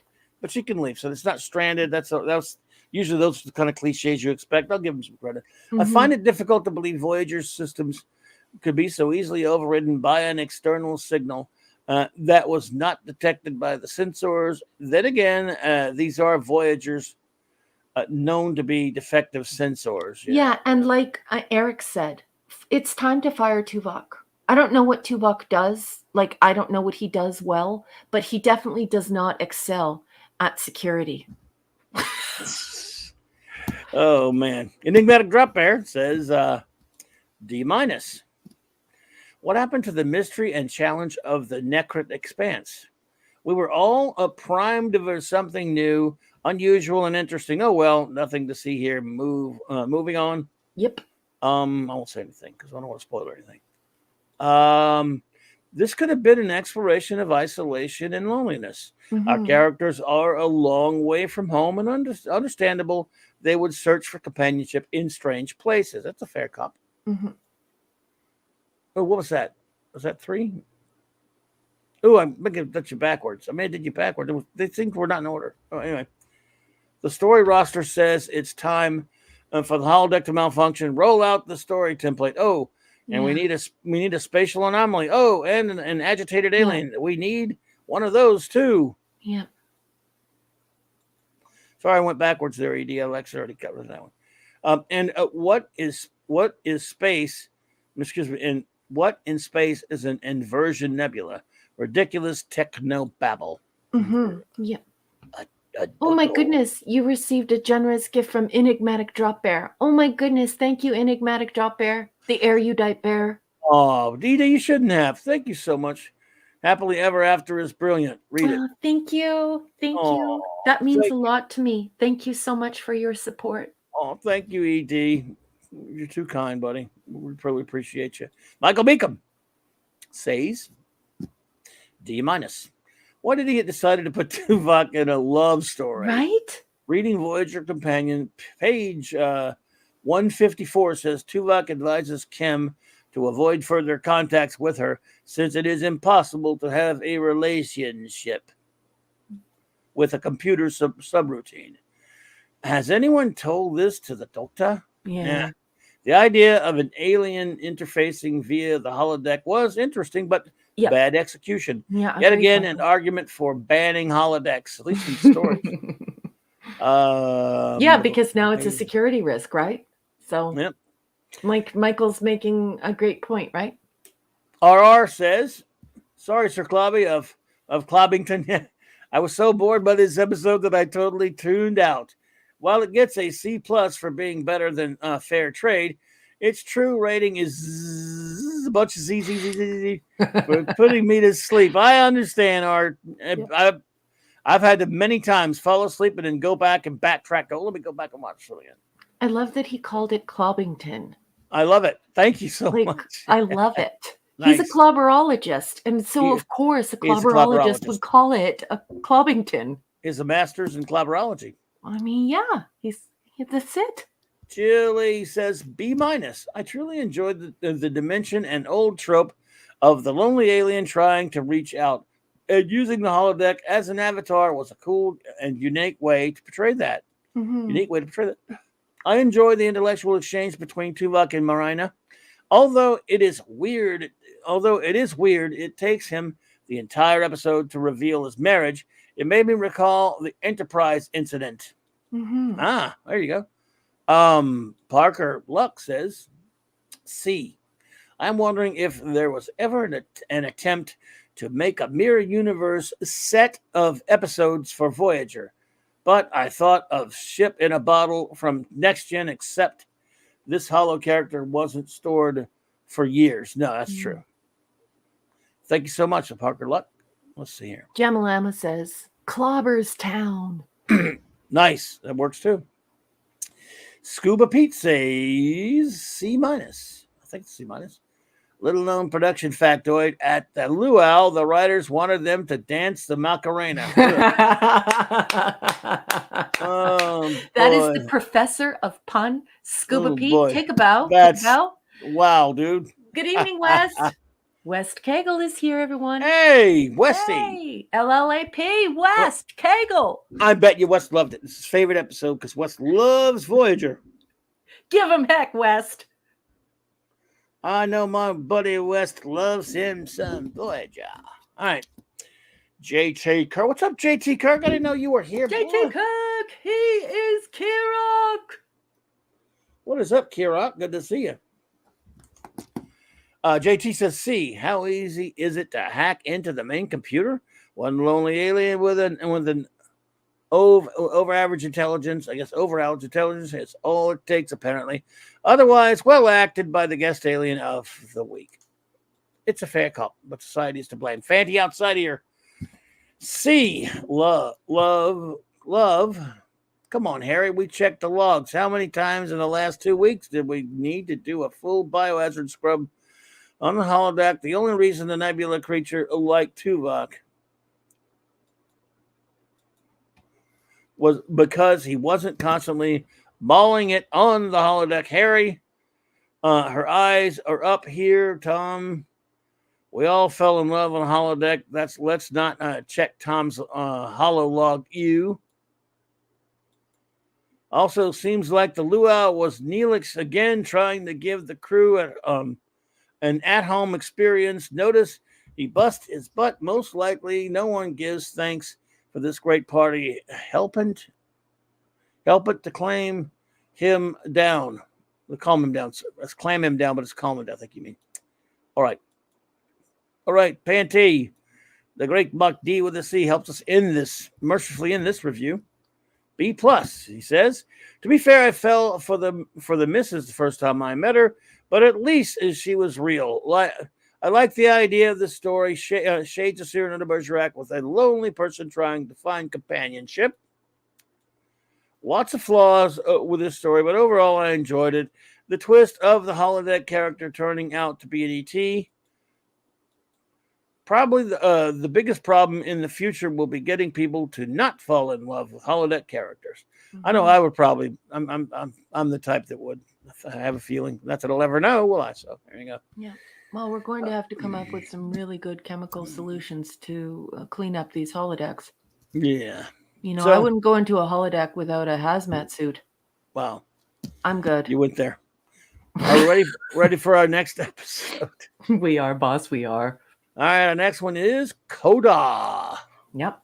All Coda right. is season 3, episode 15. If you're following along in the companion or Das the Wolfen's celebration. Here, by the way. Das Wolfen. Hey. We are on prod code 158. I know it jumps all over the place in Voyager. Sorry about that, folks. Blame those producers. This first aired on January 29th, 1997. Let's stay copyright compliant, shall we? I'm going to be reading from wikipedia.org, the plot as the user-generated encyclopedia sees it. Janeway and Chakotay are traveling back to Voyager on a shuttlecraft when they are forced down by an electrical interference from a nearby planet. Janeway is critically injured in the crash and has to be revived by Chakotay via CPR and cordrazine. Janeway activates their homing signal and then realizes that this shows the Vidians, whom Chakotay discovers have shot them down right where to find them. Wow. Whoever wrote this, I don't advocate violence, but definitely you need some shin damage, shin kicks for sure. She tries to disable it, but the Vidians already landed. They are then captured and killed by the Vidians. Chakotay is shot. Janeway is strangled. Janeway finds herself back on the shuttle. She and Chakotay have a vague awareness that all is not right. They track a Vidian warship on an intercept course and are determined not to make the same mistakes as before. After a brief battle, their shuttle's warp core destabilizes and explodes. Janeway and Chakotay are right where they started again, in the shuttle. Then they once again see the Vidians. This time it's 2 ships on an intercept course. And when they take the ships in an attempt to escape the apparent time loop, the Vidian ships suddenly disappear. They are contacted by Voyager and brought back safe and sound. However, Janeway begins to show signs of disorientation. The Doctor informs Janeway that she has been infected by the virulent strain of the Vidian phage. To her horror, the Doctor then euthanizes her with nerve gas. Then, once more, Janeway and Chakotay are back on the shuttle. They see a strange bright light in front of them that is coming toward their shuttle. Suddenly, it engulfs them. Next, Janeway finds herself in an out-of-body experience. She sees Chakotay. Where are you? Kidding. Trying unsuccessfully to revive her. I had to put in some Counselor Camel Toe there. Crew members arrive and transport her straight to sickbay, and her spirit follows, trying unsuccessfully to contact the crew. The Doctor and Kes, Super Kes, get some signs of life, but ultimately Janeway dies. Janeway is next encountered by a spirit, her father, who is there to transfer her to the next world. He allows her to stay for her funeral. Something about the whole thing does not seem right to her. Yes, I know. It's because it was done before on TNG. Soon after the memorial service, at which B'Elanna Torres and Harry Kim each make a heartfelt statement about her, she stalls going with her father so she can figure out what's going on. Suddenly, she sees a vision of her looking up at Chakotay and the Doctor, still on the surface of the planet, as if they are trying to revive her. A second and third vision make it obvious this is all a ruse, and her father is really a non-corporeal being trying to coax her spirit away from her body so he can feed off of it. She refuses to go, and they are successful in finally reviving her. She makes a full recovery on Voyager. Janeway invites Chakotay on a holodate to celebrate her return to life, and he accepts. Except, I thought it was the other way around, wasn't it? Didn't he invite her to go skiing or something? I don't know what. Maybe it's Does anybody care? No, I don't. maybe I got it backwards. I actually almost have the same review of this one as the last one, believe it or not, because I do like the idea of this being, trying to use the superstitions of afterlife against her inside her head, and that combat between those two. But it took a half an hour to get there. Yep. I mean, it started out. Look, I understand what they were trying to do. They were trying to give you this head fake. I'm going to give you some points here, actually. They're trying to give you some head fake that we're looking at another one of those time travel loop thingies that we all get. The problem is we're so sick of those. By the time we find out that's not really what's going on, I'm like, oh, God, get on with it. Oh, I'm like, okay, I'm glad that's not it. But Jesus Christ.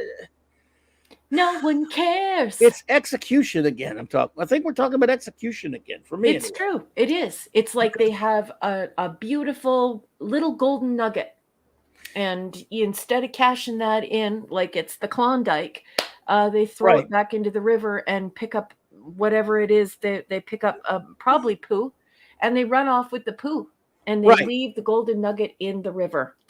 Because the idea, once they get past all that nonsense of this being, that is just a being that gets inside your mind at the point of death, and what it does to you, it keeps you, it makes you, it basically takes you away, but you could fight stuff like that. I was okay. That's more intriguing than the whole first 30 minutes of this, time loop shit. How many times have we seen that crap? First of all, and they blow it right away when the Doctor kills her, euthanizes her. You're like, okay, we know this is just some silly horror episode. Or they're going to have really ridiculous things with people acting out of character. In fact, when they got before that, when it was all about the ghost thing, I'm like, Everything they do, they come up with maybe we're going to deal with ghosts in this episode. Then they just Then they deal with shock value stuff. Then it goes all over the friggin' place. Yeah, they don't have any kind of actual plan for the episode. There's no structure to it, at least to me.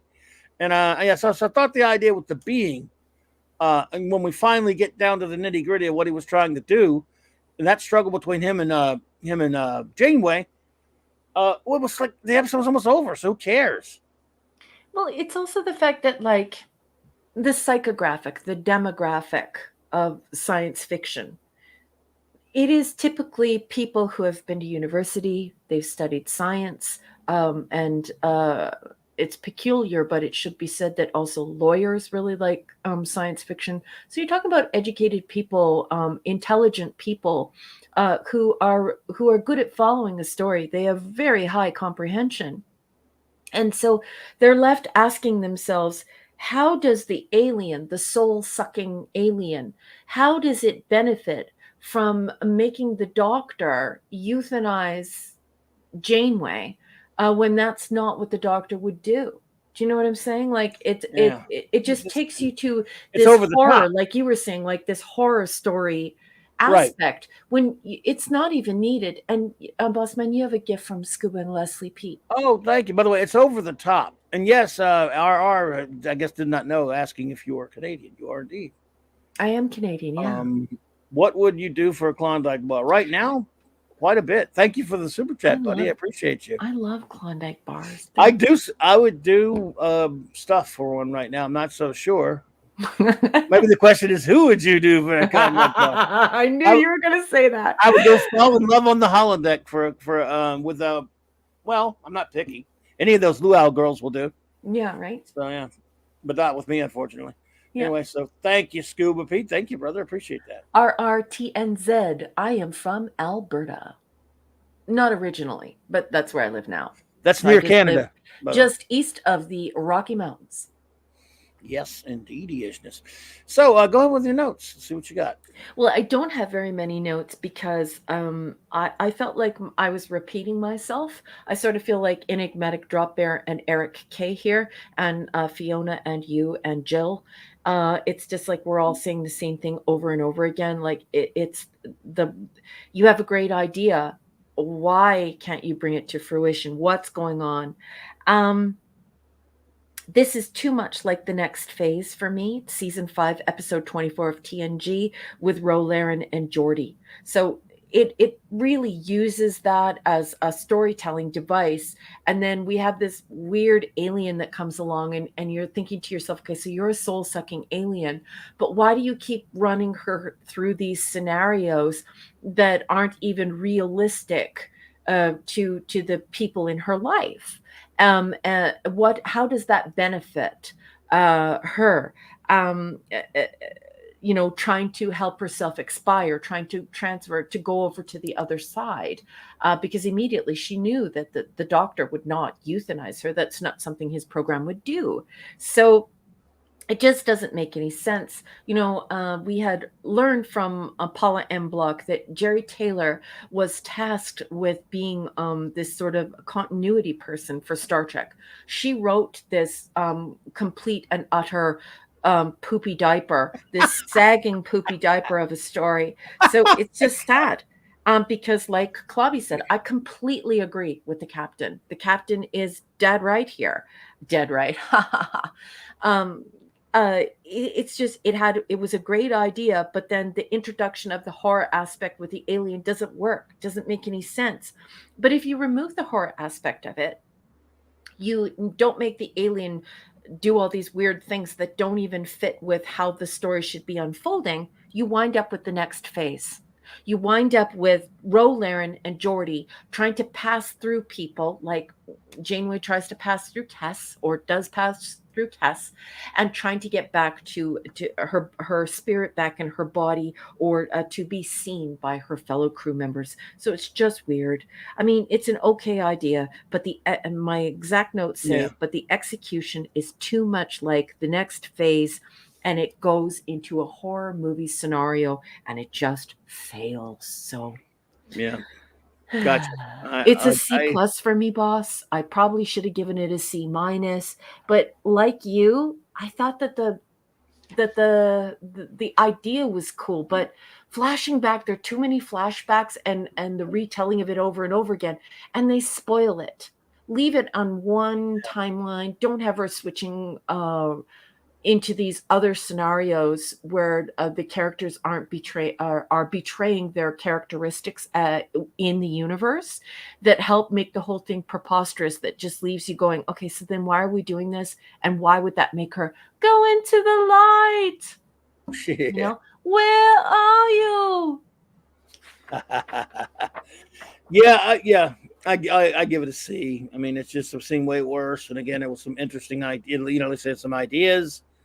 They were trying to tell an interesting story. I think they just got really caught up and too proud of themselves with all the shock stuff, and just too full of themselves with that stuff. Hey, Kronos,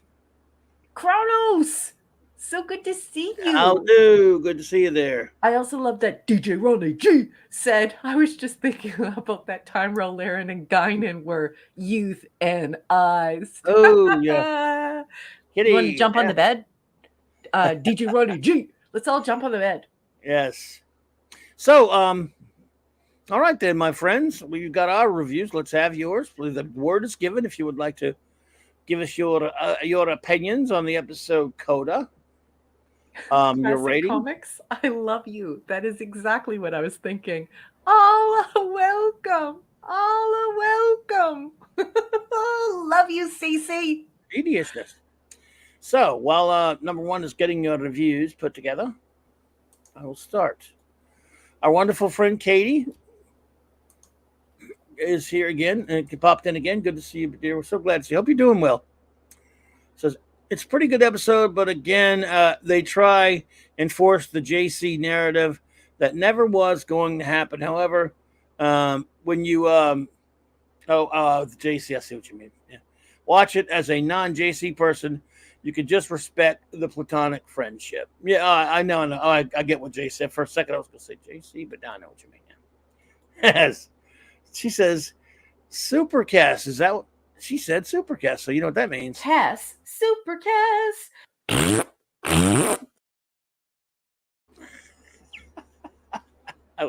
No, this never gets old. Love you, Katie. Hope you're doing well in school. Kick butt in university. She also said that she liked the funeral scene was good. Yeah, let's see. RR TNZ says, here's my review. Let's see. Really good and disturbing ideas, but they just didn't know how to tie it all together and wrap it up in a satisfying way. So the ending is rushed and lacks any impact. B-.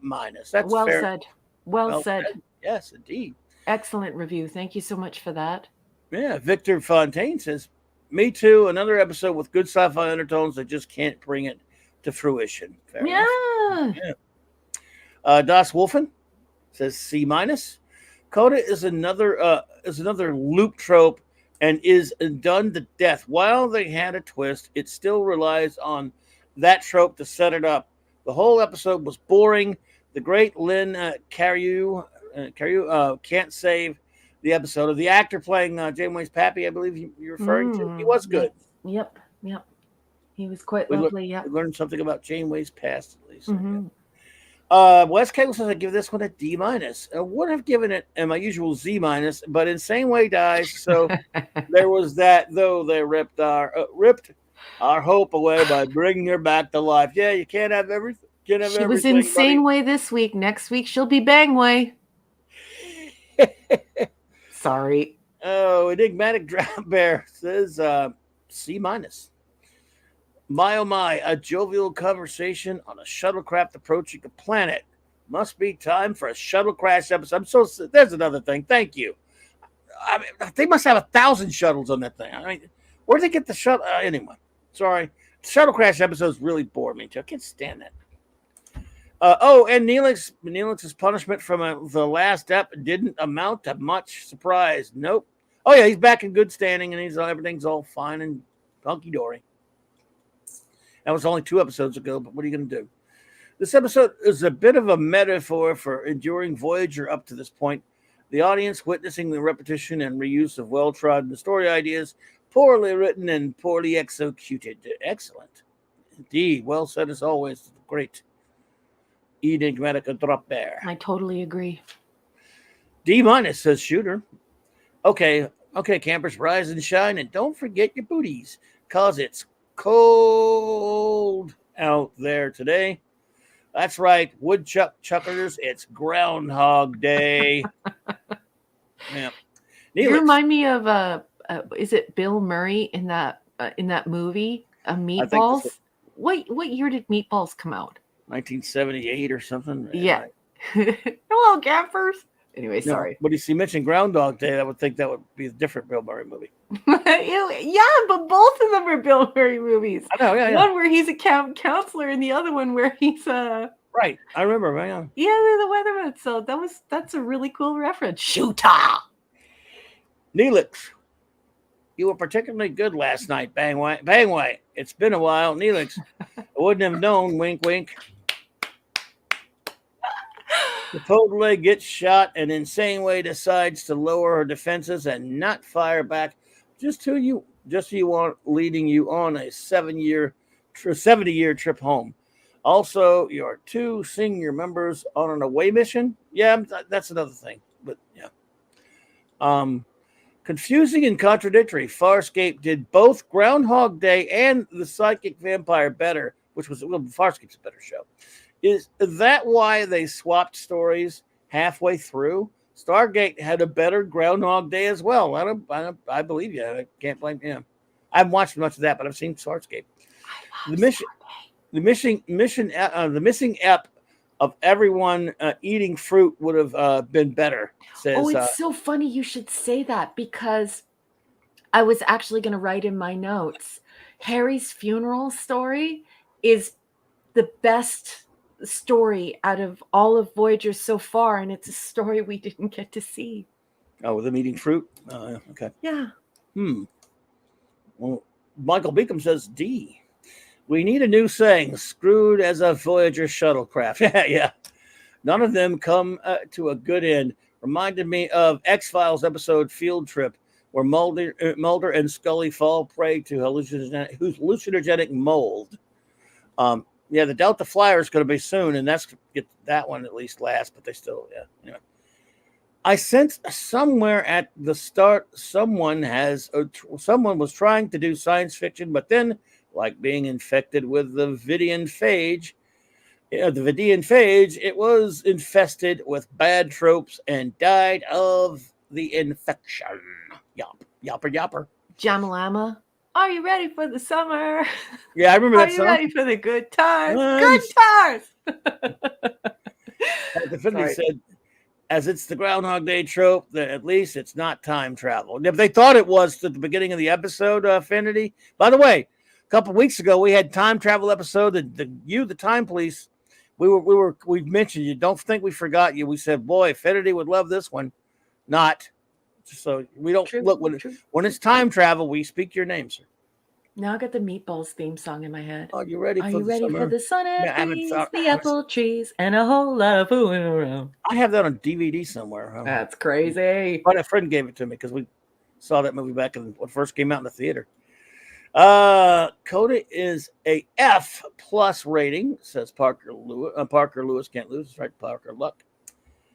It seems when they write an entire episode about the main character, deaths of captains, very much poorly without respecting her crew is very pointless. Oh, there's the other one there. Okay. Whenever I see a story like this, I feel like I am watching Star Trek V: The Final Frontier. I actually like that movie, but I know I'm alone in that one. Actually, it's got problems too, but not like it's better than this thing. Well, I think anyway. Eric K says C. At the start, Bangway touched and went through Supercast to connect with her.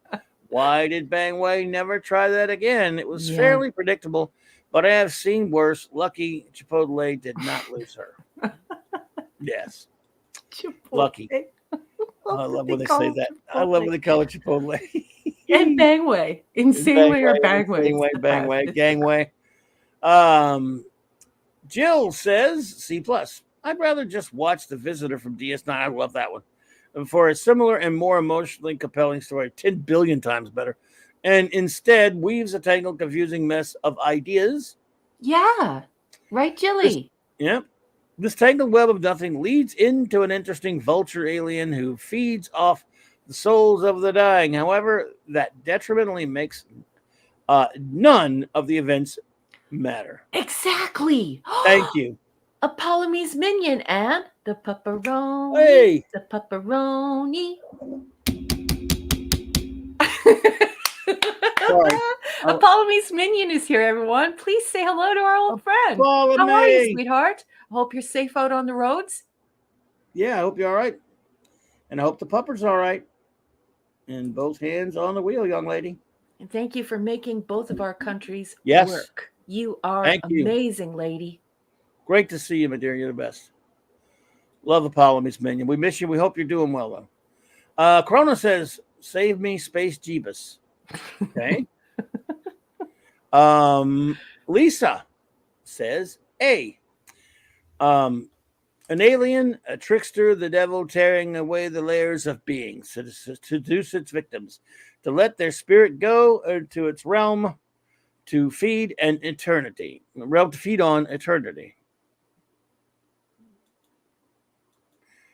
To only see this battle from Janeway's point of view and then to get the whole picture at the end. Brilliant. Okay. Nice. There you go.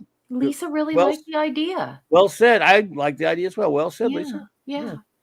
I got another Michael Beacom. Did I think he had one earlier? Oh, here we go. Got another one. There's a web. He was answering you, Clubby. What? You had There's a website. Yeah. Okay, there's a website that tracks them all. Voyager went through 19 shuttle. Oh, really? Wow. The Starfleet manual says a Voyager class ship has a complement of 4. Well, they just kept rebuilding them over and over again, I guess. And thank you for answering the boss when he asked that. Thank you, buddy. Putin's cat said time loops suck, especially if you're caught in one, I would imagine. Yeah. Mhm. Thank you. If you're caught in one, it probably really suckles. The Tetrarch says it unintentionally borrows from an original Twilight Zone where the devil tries to trick into going into hell. The spirit of a man who drowned while raccoon hunting. Yeah, that's called wasn't that called the Bewitching Pool, Tetrarch, if I'm getting that right? You this old Jed Clampett type guy. Yeah, I could be getting the episode wrong. Correct me if I'm wrong. It's been quite a while. Anyway. Oh, goodness. Apollome's minion says she's doing all right. She's headed home because Simi cracked a tooth. Oh, no. That's not good. So we're going to have some pepperoni dental care. I'm so sorry to hear that. Both hands on the wheel, sweetheart. We're all thinking of you. Be careful out there.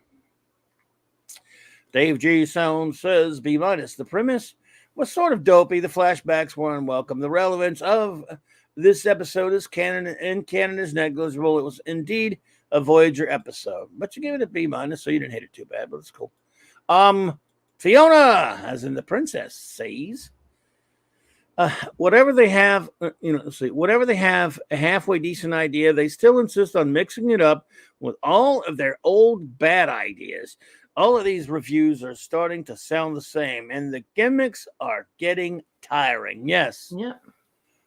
In this particular instance, I checked out before the story really started to happen because of all of the shenanigans they decided to begin with.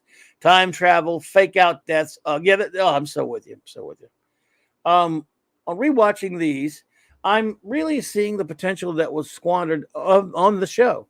Seeing an amazing crew that is challenged to their utmost, using smarts and courage to get home. Sad. Yeah. I mean, I think this gets a little bit better in the later seasons, but still, yeah, we'll see. Maybe I won't think that until we get there. Whatever happened to the captain not leaving the ship? That's another thing. Yep. It's why we have a number 2. So many stupid decisions. I'm not going to lie. I'm just biding my time until 7 of 9 shows up. Shocking how bad this show is. F. Yeah, and she's coming soon. She'll be soon. So on the way, baby, on the way. Mm-hmm. C says, Fandy Outsidey, this was Paramount redoing Ghost and Trek. The only thing missing was shadows dragging her dad away and him going, no, I just need more time. This episode has a Meatballs connection. Oh, okay. And that is, it just doesn't matter. Let's see. It just doesn't matter. It just doesn't matter. Oh, or even if God pointed at her, side, it just doesn't matter because STOS will always get the love of the fans. And that's our last review so far. It Value of nothing. Value of Nothing. Value of Nothing says, oh, yeah, before 7 of 9 was rough. Value of Nothing, thank you so much for joining in the chat and welcome. It is a pleasure to meet you, and I hope you're having a great time. If you need anything, please ask one of the wrenches or the captain or myself. Welcome aboard. Yeah, welcome to Saturday Night Star Trek. I hope we see you more. So it's always a pleasure to have new people pop in. We got the caboose. The caboose is chief engineer. Yeah, he's coming in hot here. All right, he says B-. It just doesn't matter. It just doesn't matter. Again, an episode. What's that? People keep saying that. Again, an episode with a great sci-fi concept that doesn't nail the landing. Yeah. But at least it was sci-fi, and the prophets from DS9 didn't show up. That's a good point. Although I wouldn't have minded if Bangway met the ghost from Sub Rosa. Ooh. Lap sex. Why do they always forget the collars with the Trek movie uniforms? I don't know. I hate that. Who invented liquid soap and why? Wow. Good stuff. Good stuff. And is the dog's mouth cleaner than the humans? We'll never know. All right, are we ready for the final episode of the evening? We are. Let's do it. Our final episode of tonight is Blood Fever. And while you're doing that, I'm going to go take medicine and get water. I got to have some water. Okay, boss. But don't worry. You'll be in earshot. Yeah, and I have Mark here to protect me. Thank you, Mark. Boss is going to get the meds. Be right back. Okay, this is Blood Fever, but I call it mating practices. That's my name for this episode. So from now on, instead of calling it Blood Fever, just call it mating practices. And you all know how I feel about that. In science fiction. I mean, really? This is season 3, episode 16. And if you're following along in the celebration or the companion, this has an odd production code. It's 316. So very strange. This first aired on February 5th, 1997. Now I'm going to be reading extemporaneously from Wikipedia, meaning this is a cold read. I haven't read it before, so it's going to be a little bit rough, but this is supposed to be an organic show, so that's why I do it. And also the writing usually sucks, hardcore, like sucks. So saddle up, lock and load. The Vulcan ensign Vorik proposes marriage to Belana Torres, Belana or Belana. Flabbergasted, she declines. He grabs her, cradling her face, and she punches him. As he mends Vorik's dislocated jaw in sickbay, the doctor discovers that the ensign is beginning his first ponfar.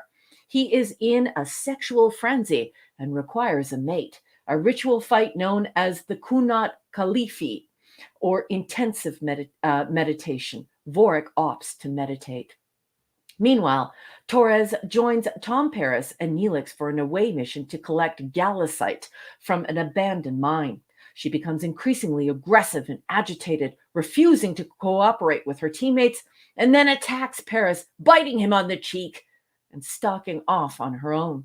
Paris's description of her behavior to Voyager leads Tuvok to conclude that she has contracted ponfar from Vorik, since the ensign has initiated a telepathic mating bond when he seized her face. Tuvok and Chakotay travel to the planet's surface and descend into the mine to help Paris hunt down Torres.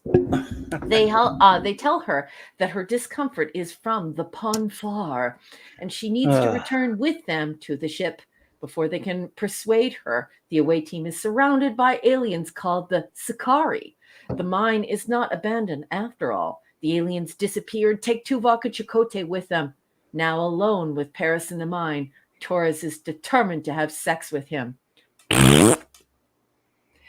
Having already chosen him as her mate with a bite on the cheek, he admits that he would oblige her, but refuses to take advantage of her altered mental state.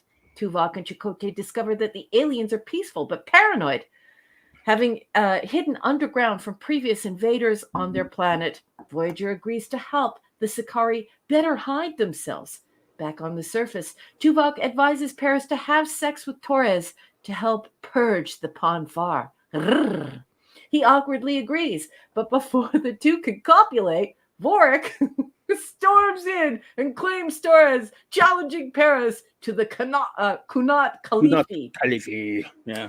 Oh. Torres declares that she will fight Vorik herself.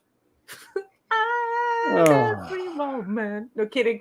Both fight aggressively and are both purged of their Ponfar. Afterwards, she and Paris admit to each other that they might have a future together. As the away team prepares to leave the planet, they make a horrifying discovery. The invaders of the Sakari were running from the Borg. And Bubba Doom! Bubba Doom. Is here. And he left you a gift, boss. Oh, thank you so much, Bubba Doom. Appreciate that, buddy. You're too kind. He says, just checking in. You beautiful nerds watching a movie with the kids. Tuvix did nothing wrong. Ala Moraine. Oh, have you got the Ala Moraine handy, boss? This is for you, Bubba Doom. Did it play? So cool, so Wait a cool. minute. Computer's having problems. Okay. Thank you for that. Appreciate you, my friend. You're too kind. And I have to put this up on the marquee because it's just a really great comment. Okay, and I believe that Classic Comics has won the internet for the evening. This explains the entire episode in one comment. Dear Penthouse, I never thought something like this would happen to me. ... Classic Comics, I would like you to take a bow. You won the internet this evening. Well Thank done. you, good sir. Well done, CC. By the way, Dave G, yeah, I forgot all about that line from, I figured if they were quoting Meatballs. I have it. No excuse. I haven't seen it since 1978. A friend gave me the DVD. I still haven't watched it. But I will. That was years ago. But I still have it somewhere. Are you ready for the summer? Sorry. I am not. I hate the summer. Maybe that's why I didn't watch that. Summer down here Are sucks. you ready for the good times? Good times. Are you ready for the I can't believe you. I can't believe you of all people. Pardon? I can't believe you've seen that. That was a very, very bad show when I was young. So of course I memorized it. It's a movie. All right. So all right. Yeah. Of course it was a movie. You know what I mean by show. I know. Or did you? Oh, you got more? Did you have any more of the network, or the wiki thingy?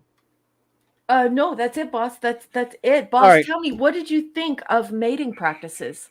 Boys, this is a piece of crap. I hated it. I will say that I was shocked to learn that the guy playing the Vulcan, what's his name? Vulcan name in this one again? Oh, Vorik. Vorik was. I know he was on that episode Lower Decks as a Vulcan. They should have made him the same character. That would have been cute. But anyway, he's actually his last name is Inberg. He's Dick Inberg's son and Jerry Taylor's son, by the way. Jerry Taylor, she was like one of the creators and producers of this show, right? Mm-hmm. She's his son, and they had a son. She had a son with Dick Inberg, of all people. If I know you may not know who that is, number one, but he's a very well-known, legendary sportscaster from NBC and stuff for like 40 years, 50 years. And Dick Inberg, the one who went down his famous going and said, "Oh, my Elway!" That Russ used to make fun of. I know you remember that, Mark. But anyway, so I'm just, wow, weird. Dick Inberg, what a strange connection. I didn't know he was married to someone who produced. Okay, now that you've said this, I think Value of Nothing put in an extremely clever comment. I like it. Look at this. Amok halftime. Wow. That is such a clever comment. I doff my cap to you, fine sir. Wow. Nailed Very it. Nice. Nailed it. It even has another connotation since Dick Inberg called football games. That's right. It's just. And he might not. I don't know if he meant that, but he meant it just to be. I don't know. I think he did. That's very clever. I don't think that happened by accident. Value of Nothing. You are a very clever. Well done. Well done. Indeed, sir. So anyway, this episode is bites. Everything. It's just stupid ass, boring crap. I can't decide what I really loathed the most. It was just silly. It was stupid. All this stuff. 100 years later. After a mock time, Starfleet has a lot more Vulcans than it did in Spock's day, I would think. That's the worst part. That's the worst part. So you'd think it would be, yeah, we know it's personal and all that kind of crap, right? But still, you'd think doctors would have some info on it for, it just, it's just asinine. And I don't know. God, I can't stand it. Let's see. Other things I hated when I hate the whole thing, but this crap between Tom and B'Elanna, I know that's gonna go somewhere and all that stuff. But I think one thing I can't stand about it is when they get the Kunat Khalifi and what's his face comes down there to fight. Since when is it that part of? I mean, she have the option to fight herself. I don't think so. This is something that's been done for thousands of years on Vulcan. I mean, I'm going to go out on a limb and say that they were pretty. I'm not saying a sexist one, but the other, they would not on Vulcan sanction a woman fighting a Vulcan man. No, it would not. It would not. No. Did you see what Vic did? Vic used the power of his membership to put 4 Clawbonies on the screen. He wants the Clawbony boss. He wants to cleanse the stream of the poo. Okay. Neelix, and I strongly crap. Hey, did I tell you that I hate Neelix and I strongly dislike Cass? Neelix, and I strongly dislike Cass. Neelix, and I strongly dislike Cass. Ew. Yeah, I just hate it. What the hell? Just go do notes because let's get this stupid thing out of the way. It's okay, sucks. boss. It's really annoying. Ponfar on Voyager. Instead of focusing on Tuvok, we focus on a 2-episode Vulcan stand-in. That was cheap and a waste. It would have been better if we would have dealt with Tuvok feeling like he was cheating on his wife. If he, found himself in his sexual cycle and wondering what to do with himself. So that was a lost opportunity, a total lost opportunity. The Doctor plays dumb on medical knowledge already provided by Spock. This is something that is incredibly stupid. Another thing that I find really annoying is the makeup. As many of you know. Oh God, yeah. I'm a cosplayer, so I'm done with all of the cabbage heads, okay? We have more cabbage heads. The aliens at this point all look the same. They're the feather heads, the leather heads, the wood heads, or the muddy cabbage heads. And all of their heads are crowned like George Costanza's male pattern baldness in the exact same way. It's the exact same way. And like, not good. Weird romance and a focus on bizarre sexual rituals and cravings. This is smushed into a callousite storyline with muddy cabbage heads. And that's another thing. Why did it say gallicite when I believe that it was callousite that they were looking for? Anyway, in the Wikipedia article, so somebody should correct that. Tom Paris being a Steely Dan. Just not good. When I think about Tom Paris, I don't think of him as a Steely Dan. I just cringe. And I wrote that. This is so much cringe, and I underlined it twice and used an exclamation point. The Vulcan weenie man shows up. I think that the Vorik character is a total weenie. A horrible actor. This person isn't even good enough for community theater. I don't care who his mama is. I don't care who his daddy is. This is a mock halftime. Nepotism. Not good. Yeah, naked nepotism, literally and figuratively. Then they fist fight a Klingon and a Vulcan. And then I wrote, what the F am I watching? And then I wrote, sets up another romance scenario. And if you look back on each episode is led by a primary story that involves some type of romance. The most important part of science fiction is science fiction's ability. It's a genre. It's a beautiful genre that we must protect. Science fiction allows us to grapple with things that frighten us and also inspires us. It inspires us to innovate, to invent and innovate. It is supposed to be there to help us deal with the fact that we might not be alone in the universe, that we're going to have incredible advancements in technology, that we're going to have incredible advancements in medicine, that we might meet aliens, that we're going to explore the universe. That's what science fiction does. It helps us deal with all of that by massaging those ideas and figuring out how we're going to deal with it as a people. When you look at something like a cell phone, we know that Cooper saw Kirk's communicator and said, I want to make that. And then he made a cell phone.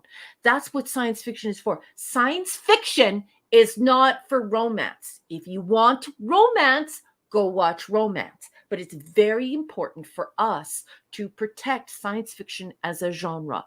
Its central focus cannot be these high school crushes, shipping, the weird romance stuff. I hate it. Stop doing it. Just focus on the science. That's what we're here for. Conflation of genre does nothing for science fiction, and it does nothing for the viewer. Ugh. F. It's an F. Yeah, I too give it an F. It's just garbage. I hate it. So, whatever. Let's just. All right, my friends, come on with your ratings and reviews. I don't even want to.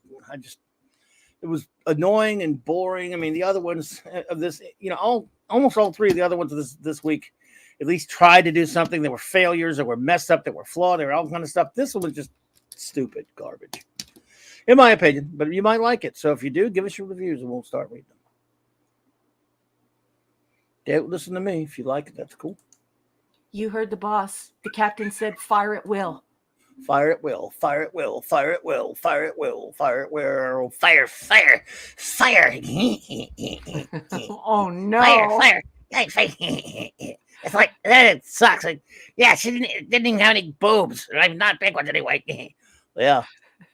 What? That was There are no boobs here, only testicles. This show sucks. Why do you keep watching it? Yeah. It's like they're not as cool as the original guys, Kirk and stuff. He got chicks. All of a sudden, guys gets his ass kicked. This Janeway guy. Yeah, he sucks and he looks like a girl. Sorry. Shooter says if he's firing at Will Wheaton.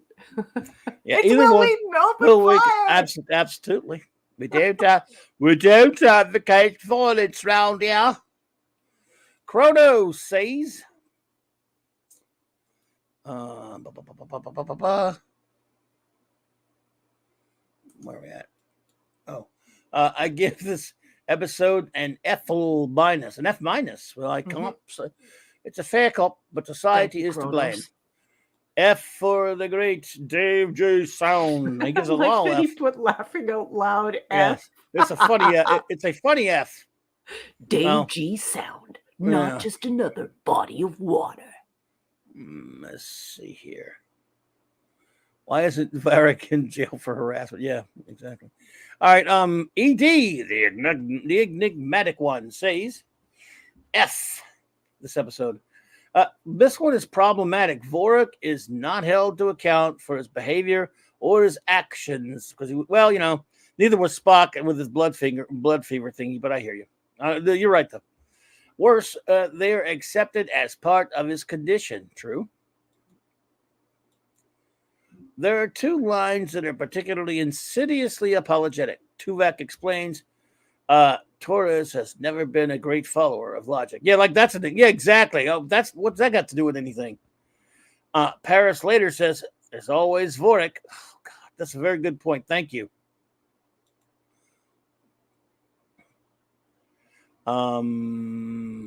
Kronos, yes, you did. You typed F minus. Yes, why? Did you mean a different one? You're good. They're attempting to mask Vorik's actions by using Torres's Klingon heritage. Sexual assault is okay for one of her species. The downward allegorical spiral here is manifest. Wow, well done again. Drop Absolutely. the mic. Drop Big the time. mic. He's not done. I know. Even allowing the Kuna Khalifi between Torres and Vorik was a betrayal of Starfleet and Federation values. Without doubt, a violation of Starfleet regulations. Good Yes, point. yes, yes. Absolutely, DD. Vorik is an underdeveloped character. We have no reason to be invested in his predicament. Rather, it encourages his malignment. Sorry. The writers were relying on the audience's familiarity with Amok Time. They were. And Dadman and the Dadman clan, they're here. And Dadman says, love from the Dadmans, and hope it was a great stream. Thank you, Dadman clan. All right, Dadman. Take care, buddy. Let's see. And shout out to the Dadman clan. Let's see. Who's next? Wes Cagle says, A+. I love this episode. I love this show. It's the greatest show ever made. If you don't like it, go straight to... Oh, I'm sorry. Different Wes Cagle, sorry. The Mirror Universe Wes Cagle. Here in this universe, the same Wes Cagle says, D-. I don't think this episode is too bad, at least by the description. It sounded like there was a limited amount of head desk bangway. It's always good when they focus on the other crew members. Well, trust me, Wes. Roasted it. Trust me, Wes. It was bad. I have nothing. Says why isn't Vorik in jail for harassment? I don't Well, know. this is an incredibly insightful comment. Enigmatic Dropper was bothered by this. I was bothered by this as well. This is a military operation. These are astronauts. He shouldn't be able to just do that. It's weird. And like who said it in the chat? At least Spock was on drugs. Yes, at least Spock was. Yeah. So he was messed up. He was on heat. Yeah, value of nothing. Yes, it was value of nothing that said that. Yeah. I see your reasoning. Value of nothing. I totally agree with you. Lisa says F for fun. So if I'm interpreting that correctly, it's not an F the way we meant it. She's the other side. She said it was fun. Okay, fair enough. A graphic and educational episode into the mating habits of Vulcans, and we get the Klingon as a bonus. Tom was a sweetheart. Or was he really not interested? Boy, oh boy, this was a sweaty episode. He was interested. All right, yeah. Princess Fiona says, you are highly intelligent, logical being. You are a highly intelligent, logical being. You are trapped far from home, knowing about a periodic, predictable condition that affects you. And yet you make no preparation, give no warning. Good point. Let's see. Where am I? Oh, all right. Sorry. I have to say you are not a very good Vulcan. No. And the feminist girl power angle was annoying. Yeah. I hate Torres like Raquel hates Neelix. The only good part about this is that the Borg are coming. Yay! Yeah, exactly. Yeah.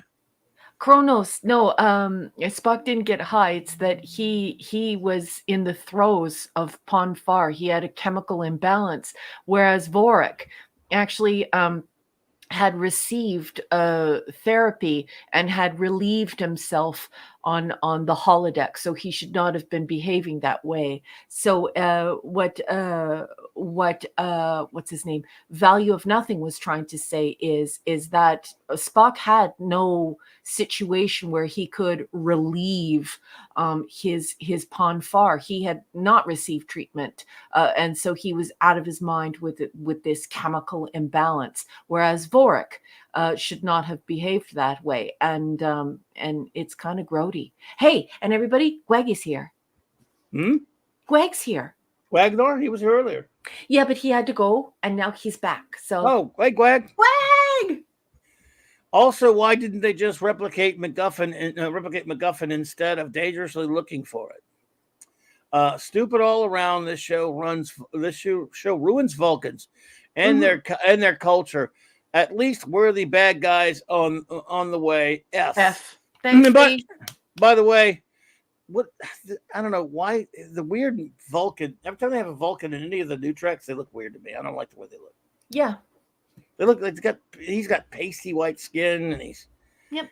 just I don't know. I don't like the way they make. I don't like the new Romulan design. He's a terrible actor too. I don't care who his mommy is. I mean, look at Benedict Cumbersnatch. But he's been good in some stuff, though. I know, but he looks like a fish from The Simpsons. Wow. Like, he's not an attractive looking dude, but his mother is one of the most beautiful women to ever appear on television. So Yeah, I don't care who Vorik's mother is, this Alexander Enberg guy. She's not Taylor. a good actor.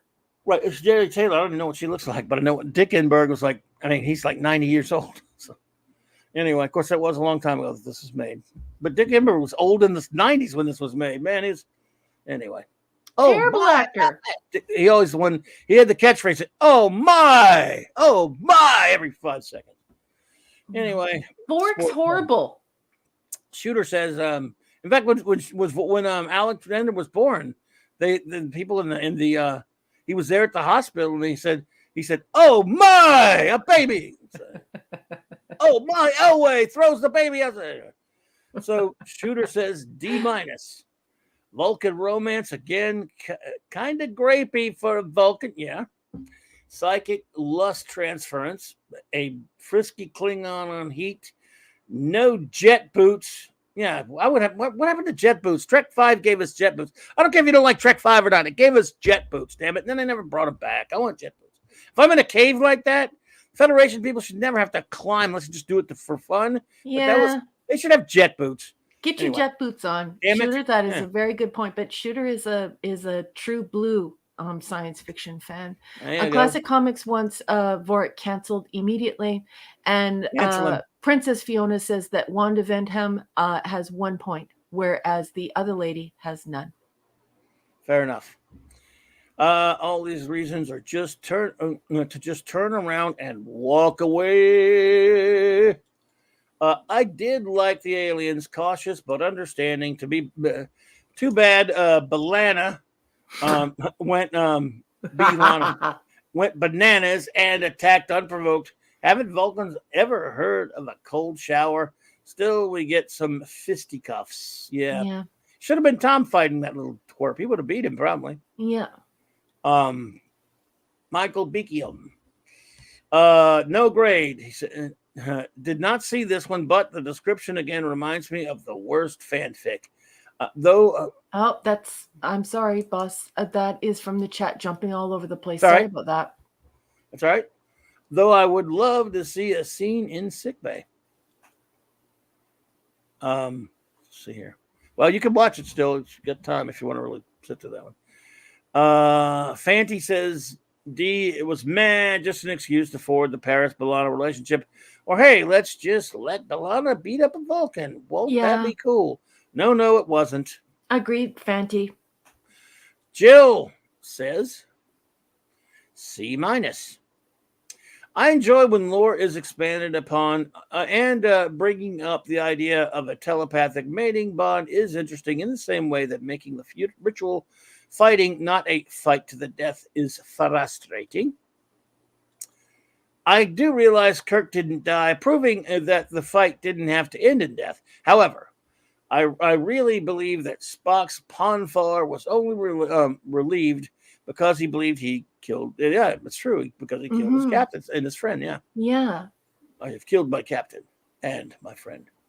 However, I am relieved that the holographic projection doesn't actually ease Vorik's Ponfar, as there is nothing there to telepathically link with. Frivolous. That's a good point. That's a very good point. That's a good. Yeah, that makes sense. They want us to believe that but it's like, who said it? They ruined Vulcans on this show. I mean, they eat steak. Yeah. Well, remember, he was just faking. So it didn't. I don't think. Like Jill says, the holodeck didn't do crap for him. No. He was playing. Being sinister. Eric K says D. So I guess Paris and B'Elanna are a thing now. Well, yeah, they are.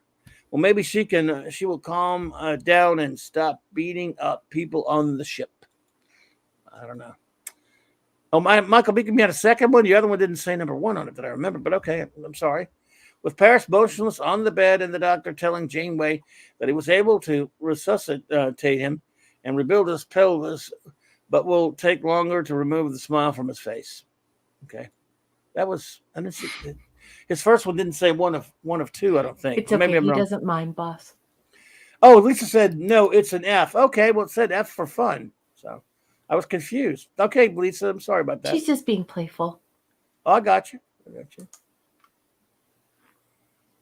Let's see.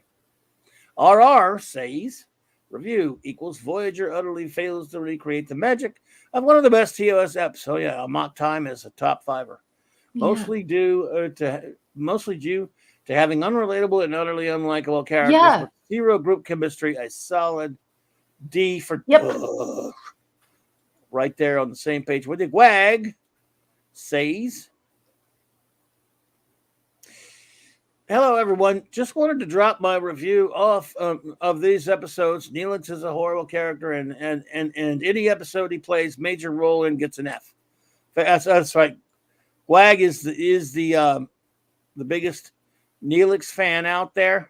So just and you know what, we love Glag. So just as a Draw tribute that to man him, in a chicken suit. It's the Chicken Man! and let's see. Hey, Maze. Maze is back. Who? Mason? Yeah, my friend Maze. Cool. Yeah. Thanks for joining us. Katie says solid B. She says, okie dokie, not bad by any means, just young, sultry love in a jungle. I really like Tom and B'Elanna, but prefer the chemistry with C7. With C7?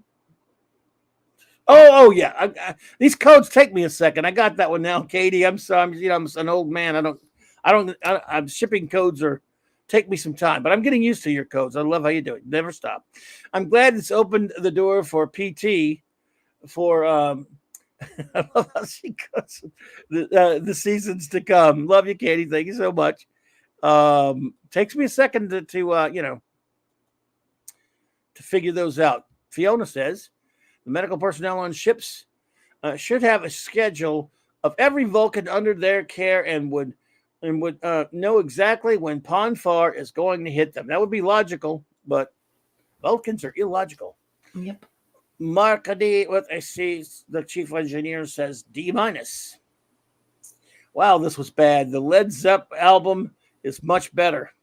I mixed up the title from the last episode. It's late. Oops. What? What are you talking about? Well, Coda was the name of the last episode. Coda is the Led Zeppelin album, so I mixed up the titles from between the episodes. That's okay. No, that's all right. Anyway, let's finish here. At one point, I was wondering if this was a late night show on Skinamax. Gross. It could be. Gross. Grody to the max. Thankfully, Paris didn't have to copulate with a Klingon or break numerous bones. Wouldn't they have a pill to fix Ponfar in the far future? That's what I was thinking earlier. Mm-hmm. We see why people will never leave the holodeck. The end of this episode is a waste of time. It just doesn't matter because it sucks. Oops, I mixed up the title in this episode since it was so bad. There you go. You're fine. You'll live. And you didn't get the it just doesn't matter. So here we go. I clipped it. I tell you, it just doesn't matter! It just doesn't matter! It just doesn't matter! It just doesn't matter! Oh, what a classic Bill Murray. That's what made him a star in movies. It just doesn't matter. I haven't watched that forever. I got to pull up my DVD and watch it. I guess I haven't watched it forever. Sorry. So good. Sorry I brought it up. Sorry. That's all right. Kate's a Ponfar fan. Should have been used once. The trope got old. Well, one thing about that. Yeah, that is from the 70s, Katie. Exactly. It's the Meatballs. They made a dumb sequel, but Bill Murray did it. But anyway, see, the thing is, 100 years later. To Meatballs? Why would anyone watch Meatballs 2 if it didn't have Bill Murray in it? The only reason to watch Meatballs was Bill Murray. They talk to Hollywood. Of course, they make sequels, dumb sequels. They made a Caddyshack too. What do you want me to do? Yeah, but in our time, in our generation, prior to like Gen X and prior, like we look down on sequels. We do. Everybody does. Sequels are stupid. And usually. Now it's like it's the thing. Killy Chow. Well, they've always had sequels. They've always had sequels, but some are okay. But usually it just depends. But most of them are not as good as the original. However, one quick point about the Vulcans thing, and then we're done with this crap. Basically, after 100 years, there are a lot more Vulcans serving in Starfleet. I don't care how embarrassed they are. They need to put on their big boy Vulcan pants and say, any Vulcan joining Starfleet, we're going to have to know about this. This is important with your doctor. You can keep it confidential with your doctor, but Starfleet Medical has to know about this. And you think maybe Vulcans take their pants off? You think Vulcans would be more logical? Empire Strikes Back. Oh, look, Kronos, there are some brilliant sequels. Yeah, I mean, Empire Strikes Back. There's some great ones. But anyway, we're not getting in a sequel argument tonight. Thank you. All I said is there was a sequel. All right. A sequel. Okay, well, we did it. We got these out of the way. That was fast. You guys were quick. Because they sucked.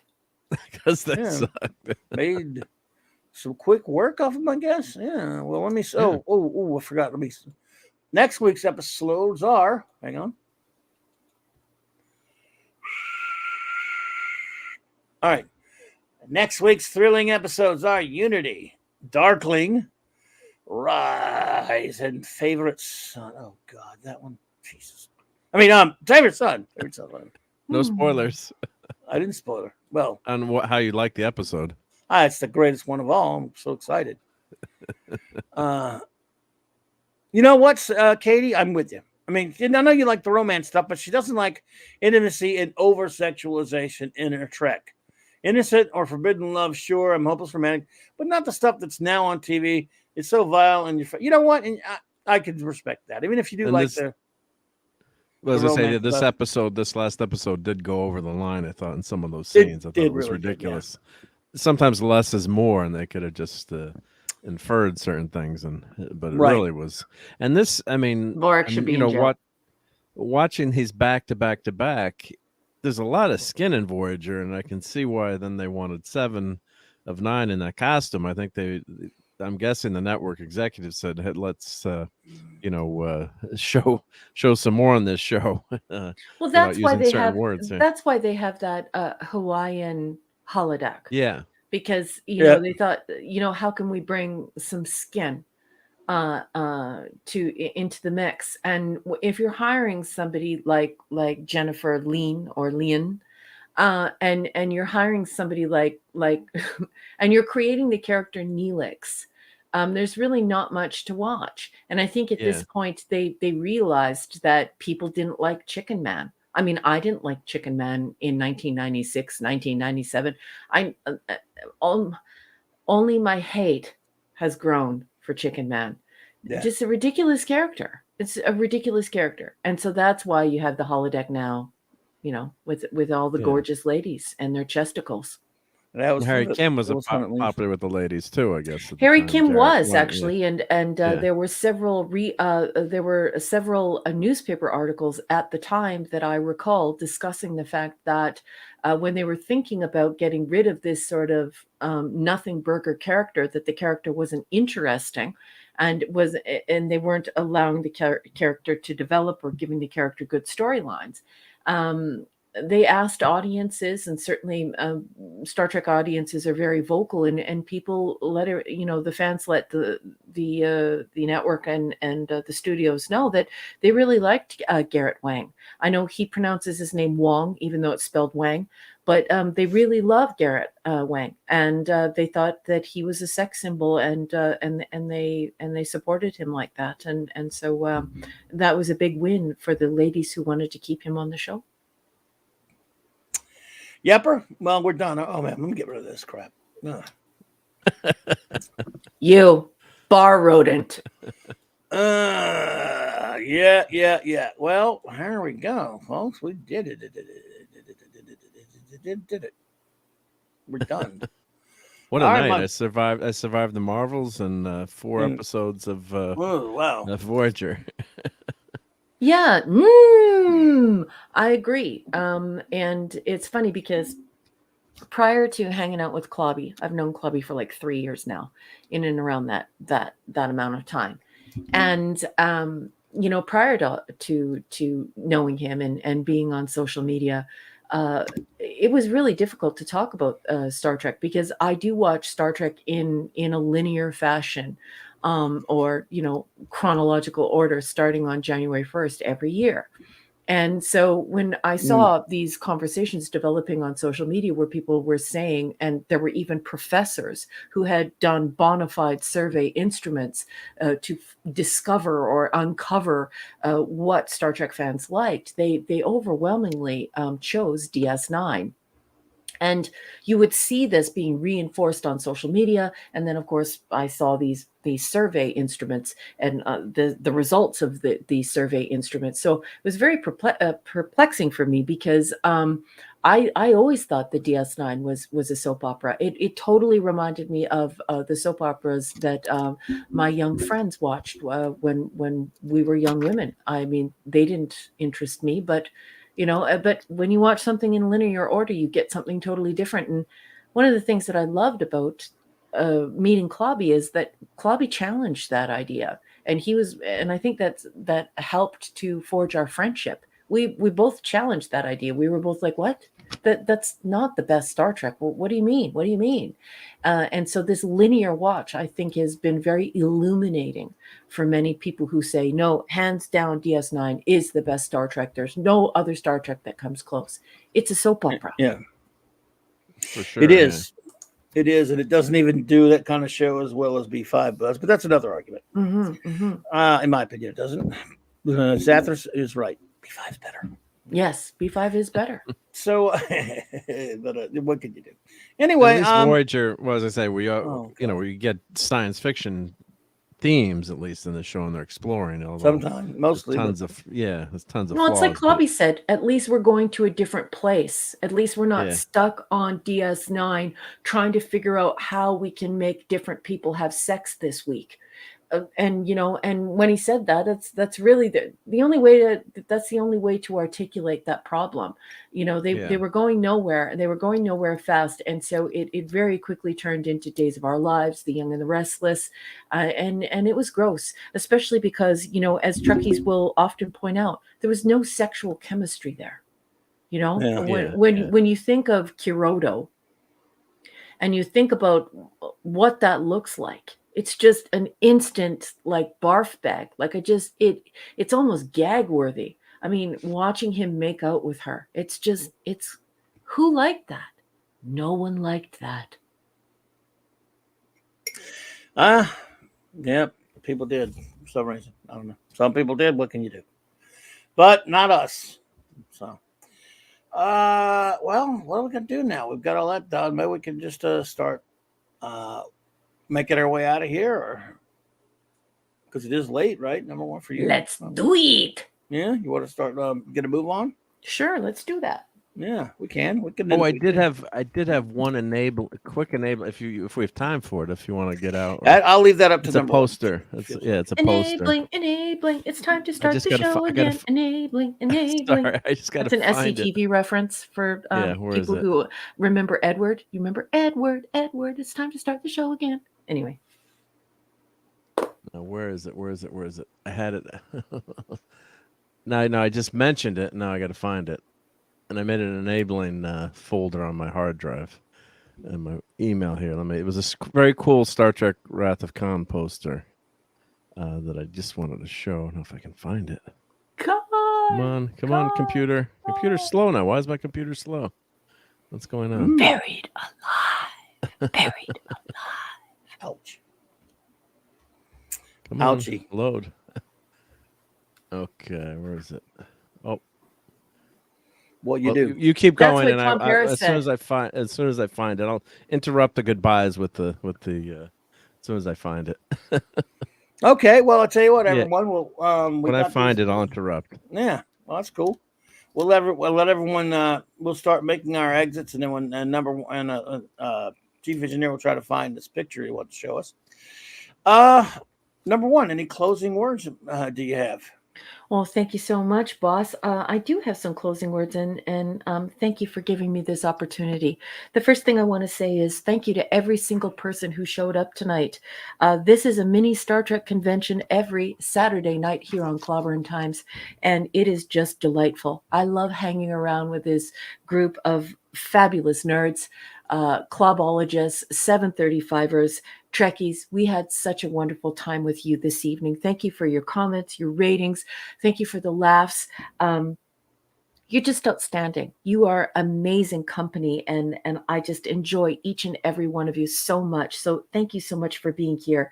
I also want to thank everyone who left gifts for Clubby to keep the lights on at his virtual comic book shop. So thank you for your generosity, for giving away memberships to folks, for giving Clubby those super chats.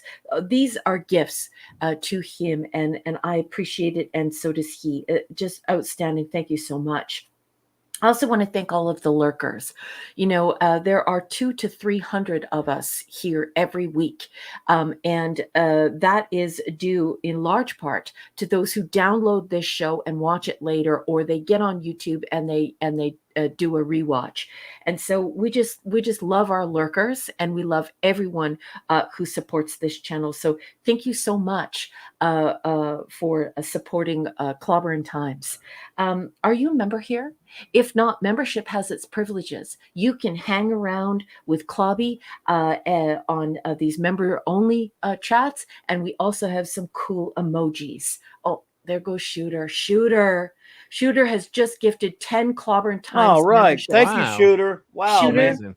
Thank you so much Thanks, for your buddy. amazing generosity, just helping to build up Clobby's channel. I love you so much.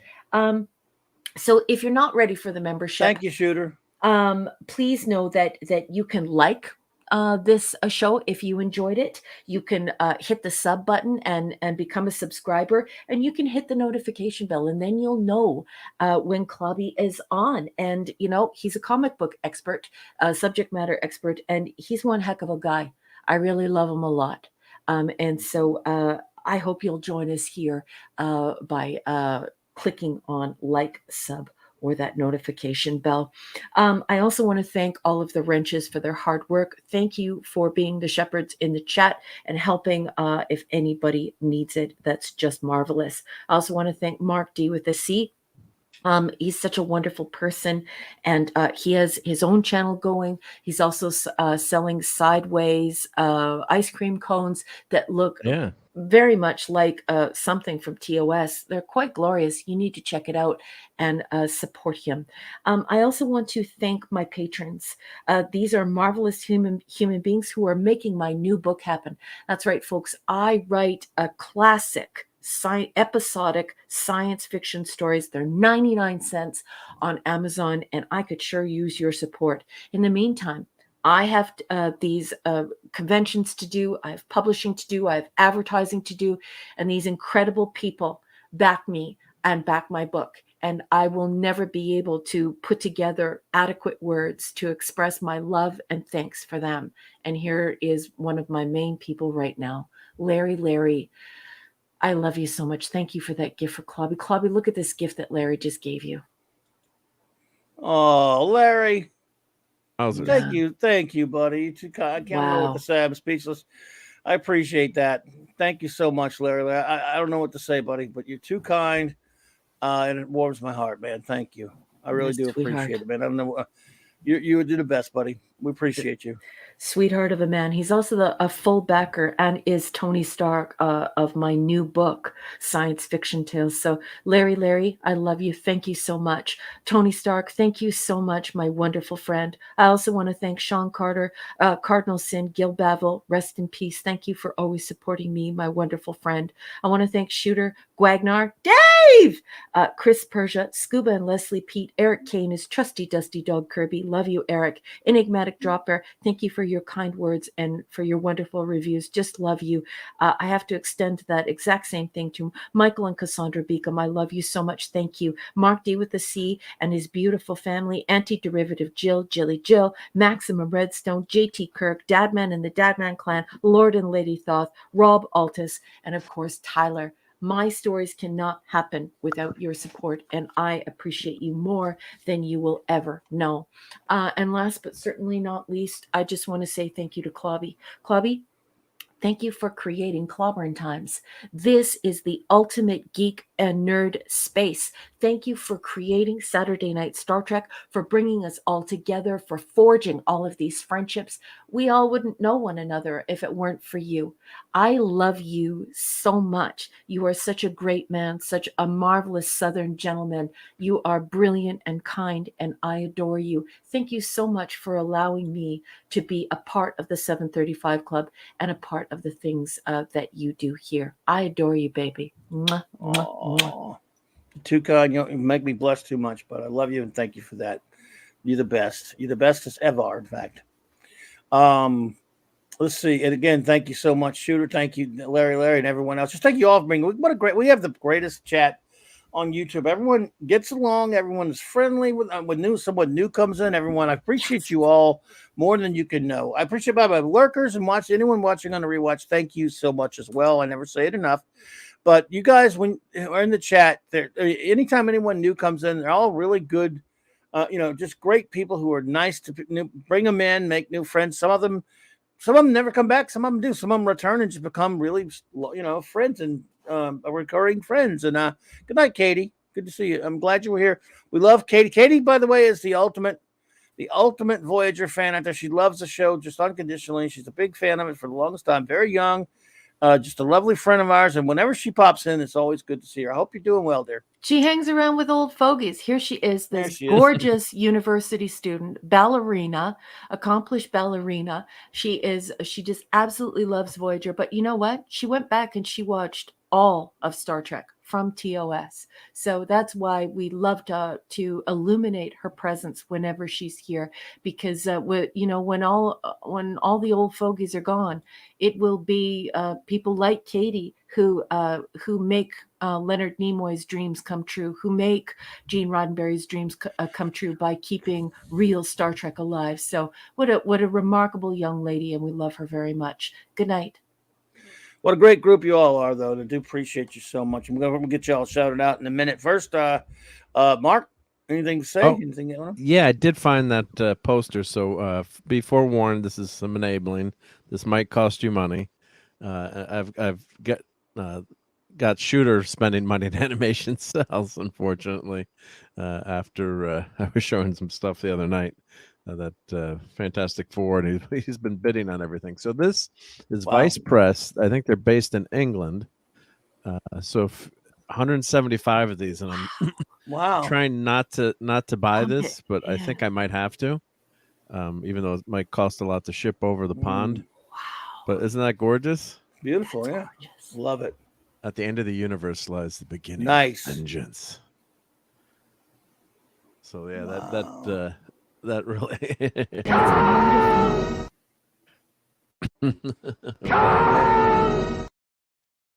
that looks really, really great. So that's 24 by 36.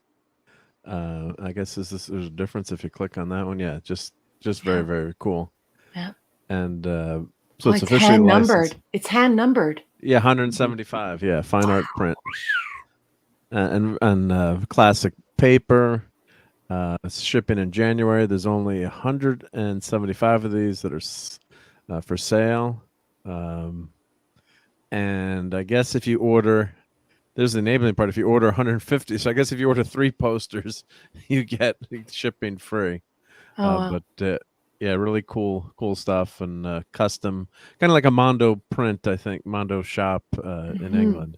So and they do have like posters and prints, so they do have some great, great Frankenstein. There's a Batman. Oh, we don't need to see the Wicker Man. There's a foil variant of that, just to show you Back to the Future, but really well done stuff. Look at that Frankenstein. Cool. I know you love. Nice. So very, very cool stuff. Yeah, somebody put that link in. We're getting out of here, but I'll put that link in and check it. Very cool. Thank you for that, Mark. And thank you, Raquel, as usual, for those really nice comments. And yes, Oh, my you deserve them. You deserve them. I hope thank you. everyone's going to get on over to your Patreon. I hope everyone's going to follow you on YouTube. And I hope everyone is going to see the marvelous Doomsday Machine that's all I can say, as you well understand. Yeah, thank you. Yeah. Yes, indeed. So Shooter's mad at me again. He says, "Damn it! I guess you have more stuff to buy."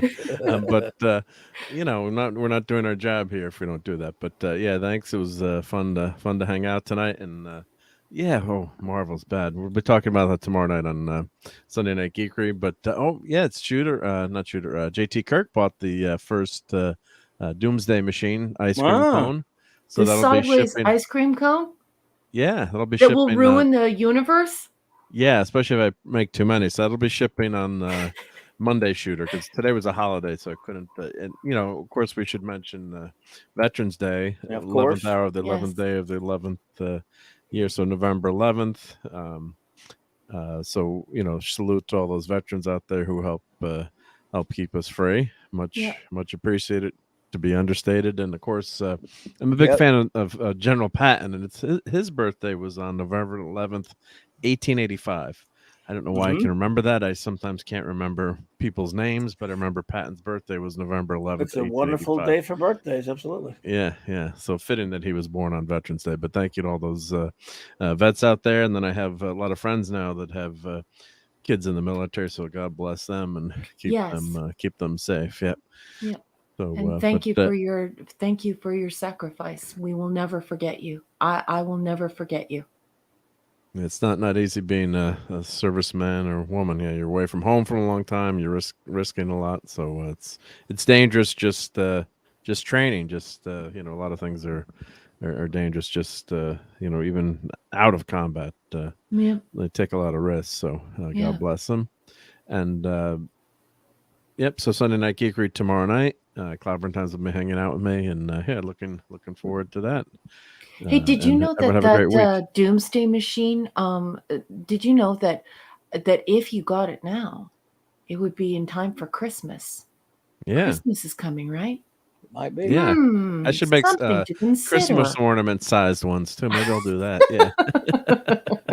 With a little. Sorry for the final plug, Mark. I had to. No, well, I appreciate it. Yep. And here's the Discord plug too, if anyone wants to join our Clubhouse Discord. Oh, and let me put my link into it. So I'm very close to 1,000 subs. So thanks everyone who's subbed and watched. So I think congratulations. I'm at like 970 or something like that. Did you put Raquel's link in there? Yep. Yeah, I put her link in. Let me put it again. But I shall put it again. Yeah, I always. Thanks. Put it in, but well, it's below. It's below, but you can't have it too many times. Yep. Thank you, Captain. You're such a sweetheart. Yeah, get Raquel's new book. Yeah. Or new story, I should say. New story. Yep. I'm using my my free Amazon credits from deferred shipping. Well, thank you so much for your support. Clobby, what you got going on, honey? What's happening? Well, is that you? Did you say everything you needed to say, Marco? I'm all good. Yep. All right. Well, tomorrow night I'll be over at Sunday Night Geekery, 10 p.m. Eastern Standard Time on Mark D's channel. Everybody, come join us so you can tell you how much you love the Marvels. Yeah, we have to do singing reviews. Might be, singing, we're going to sing the whole time, like in the movie. It is some eatery time as well, probably. I don't know, with knowing him. Let's see. Monday night, it's a Monday Night Mark C. Comics Talk double feature. First at 6 p.m. a special time, like every second Monday of the month, every B Monday. It's to Earth B we go. J-Man joins me for another Earth B review of on Clobbering Times, our Bob Haney special, Brave and Bold number 113. Looking forward to that. And then on Mark C. Comics Talk later at 9 p.m. the usual time, since it's Doctor Who month, all month on Clobby's Clobbering Time, another review, and I will be reviewing the Doctor Who Star Trek The Next Generation comic book crossover from IDW that came out around 2000. I want to say 12, somewhere up in there. Anyway. And then Wednesday night, continuing the Doctor Who month. I'll talk about the Doctor and his friends. I'll be ranking all the Doctors and, of course, his various companions. So that looking forward to some more Doctor Who talk. Then, of course, the Clubhouse will be in session. Mark and Raquel, our first officer and our chief engineer, joining us for Blake 7 review, Star Trek Early Voyage review, and much, much more, of course. And then Friday, 6 p.m. Central, back on J-Man's channel. J-Man and Sean and I continue our Jack Kirby's Fourth World Review, 7 p.m. Eastern. And then 8:30 Central, I'll be on Friday night Comic Shop Talk with Nick Weiser and the gang, my buddy 32 Flavors of Nick Weiser. And then next week, Saturday night Star Trek, same Trek time, same Clubby channel with 4 more episodes. Oh, no, I'm sorry, that's the wrong one, isn't it? In it. That's the new one's right there. So that, as they say, is that, my friends. Let's see. Let's shout out our wrenches, and then let's get moving. Eric K, Chris Persia, D. Bud Martin, Lord and Lady Thoth, J-Man, Super Cal L, Maddie's Daddy, Fanny Outside, Ian Rex, Red Stone, and let's see who else was here with us tonight. Time to shout you all out. We'll do it real quickly. We'll get you out of here quick. All right. Anti-Derivative Jill, our wonderful communications officer. FK8C 2005, watching this on a rewatch. Good luck. Thank you, buddy. Gonna appreciate you watching it. Anyone else watching this on a rewatch, thank you so much, and thanks to all that lurked. We really appreciate it. Shooter, Simply Steve, Guagnar, Jamalama, Classic Comics, Dave G Sound, Enigmatic Drop Bear EDB, Brian Hepburn, Sander Hammerslag, Larry, thank you so much. Lisa, Fanty Outside, you already said you, sir, but said you again. There you go. Brogu from my old hometown. Parker Luck, Scuba Pete, Mazerus, Nadada Naxamanda Bear, Empress NM, Penny, Michael Beacom, shout out to Cassandra as well, the Comic Relief Crusader, Admiral Teague, Victor Fontaine, Putin's Cat, Rob Altus, Zathras, Anonymous, Hurt 130, Princess Fiona, the Tetrarch of Apathy, RRT and Z, KD Carr, love you, Captain Infinity and Beyond, Mad Mardigan Prime, Midnight's Oblivion, Mistral Niblick, DJ Ronnie G, Alaric Harrison, West Kago, JT Kirk, Das Wolfen, Kronos, Apollome's Minion and the Pupper, Value of Nothing, Bubba Doom 1, Dadman and the Dadman Clan, and Keely Chow, roll your tide. I don't know if you rolled tonight or not, but thank you all so much for being here tonight. Bossman? Yes. I'm sorry to interrupt. I beg your pardon, but I also just wanted to, just because I just received a notification, I also wanted to shout out Crease 1984, my friend who went out all over social media and was sharing Clubby's stream today. I also want to thank Mr. Tickle Trunk, who was out on his social media promoting Clubby's channel today. And I also want to thank HB, who was out on his social media promoting Clubby today. So HB, Mr. Tickle Trunk, and Crease 1984, you are marvelous friends to us. So I just wanted to make sure that I included you. So thank you for doing that for us. Have a great night. I hope you had a wonderful time. Okay, thanks for doing that. Appreciate it. I did not realize that. So appreciate it. Thank you, guys. Thank you all. All right, everybody. Well, thank you again. You've all been fantastic. You're the best group out there on YouTube, and I just appreciate you for being so good to us and good to the new people that show up. And what a great group of friends you are. You're amazing. And so what a crew, the best crew in Starfleet. So thank you all. We'll leave you with, of course, these wonderful messages. Please go check out Raquel's book, and hope you all have a wonderful remainder of your weekend. Good night, everybody. Clobber on.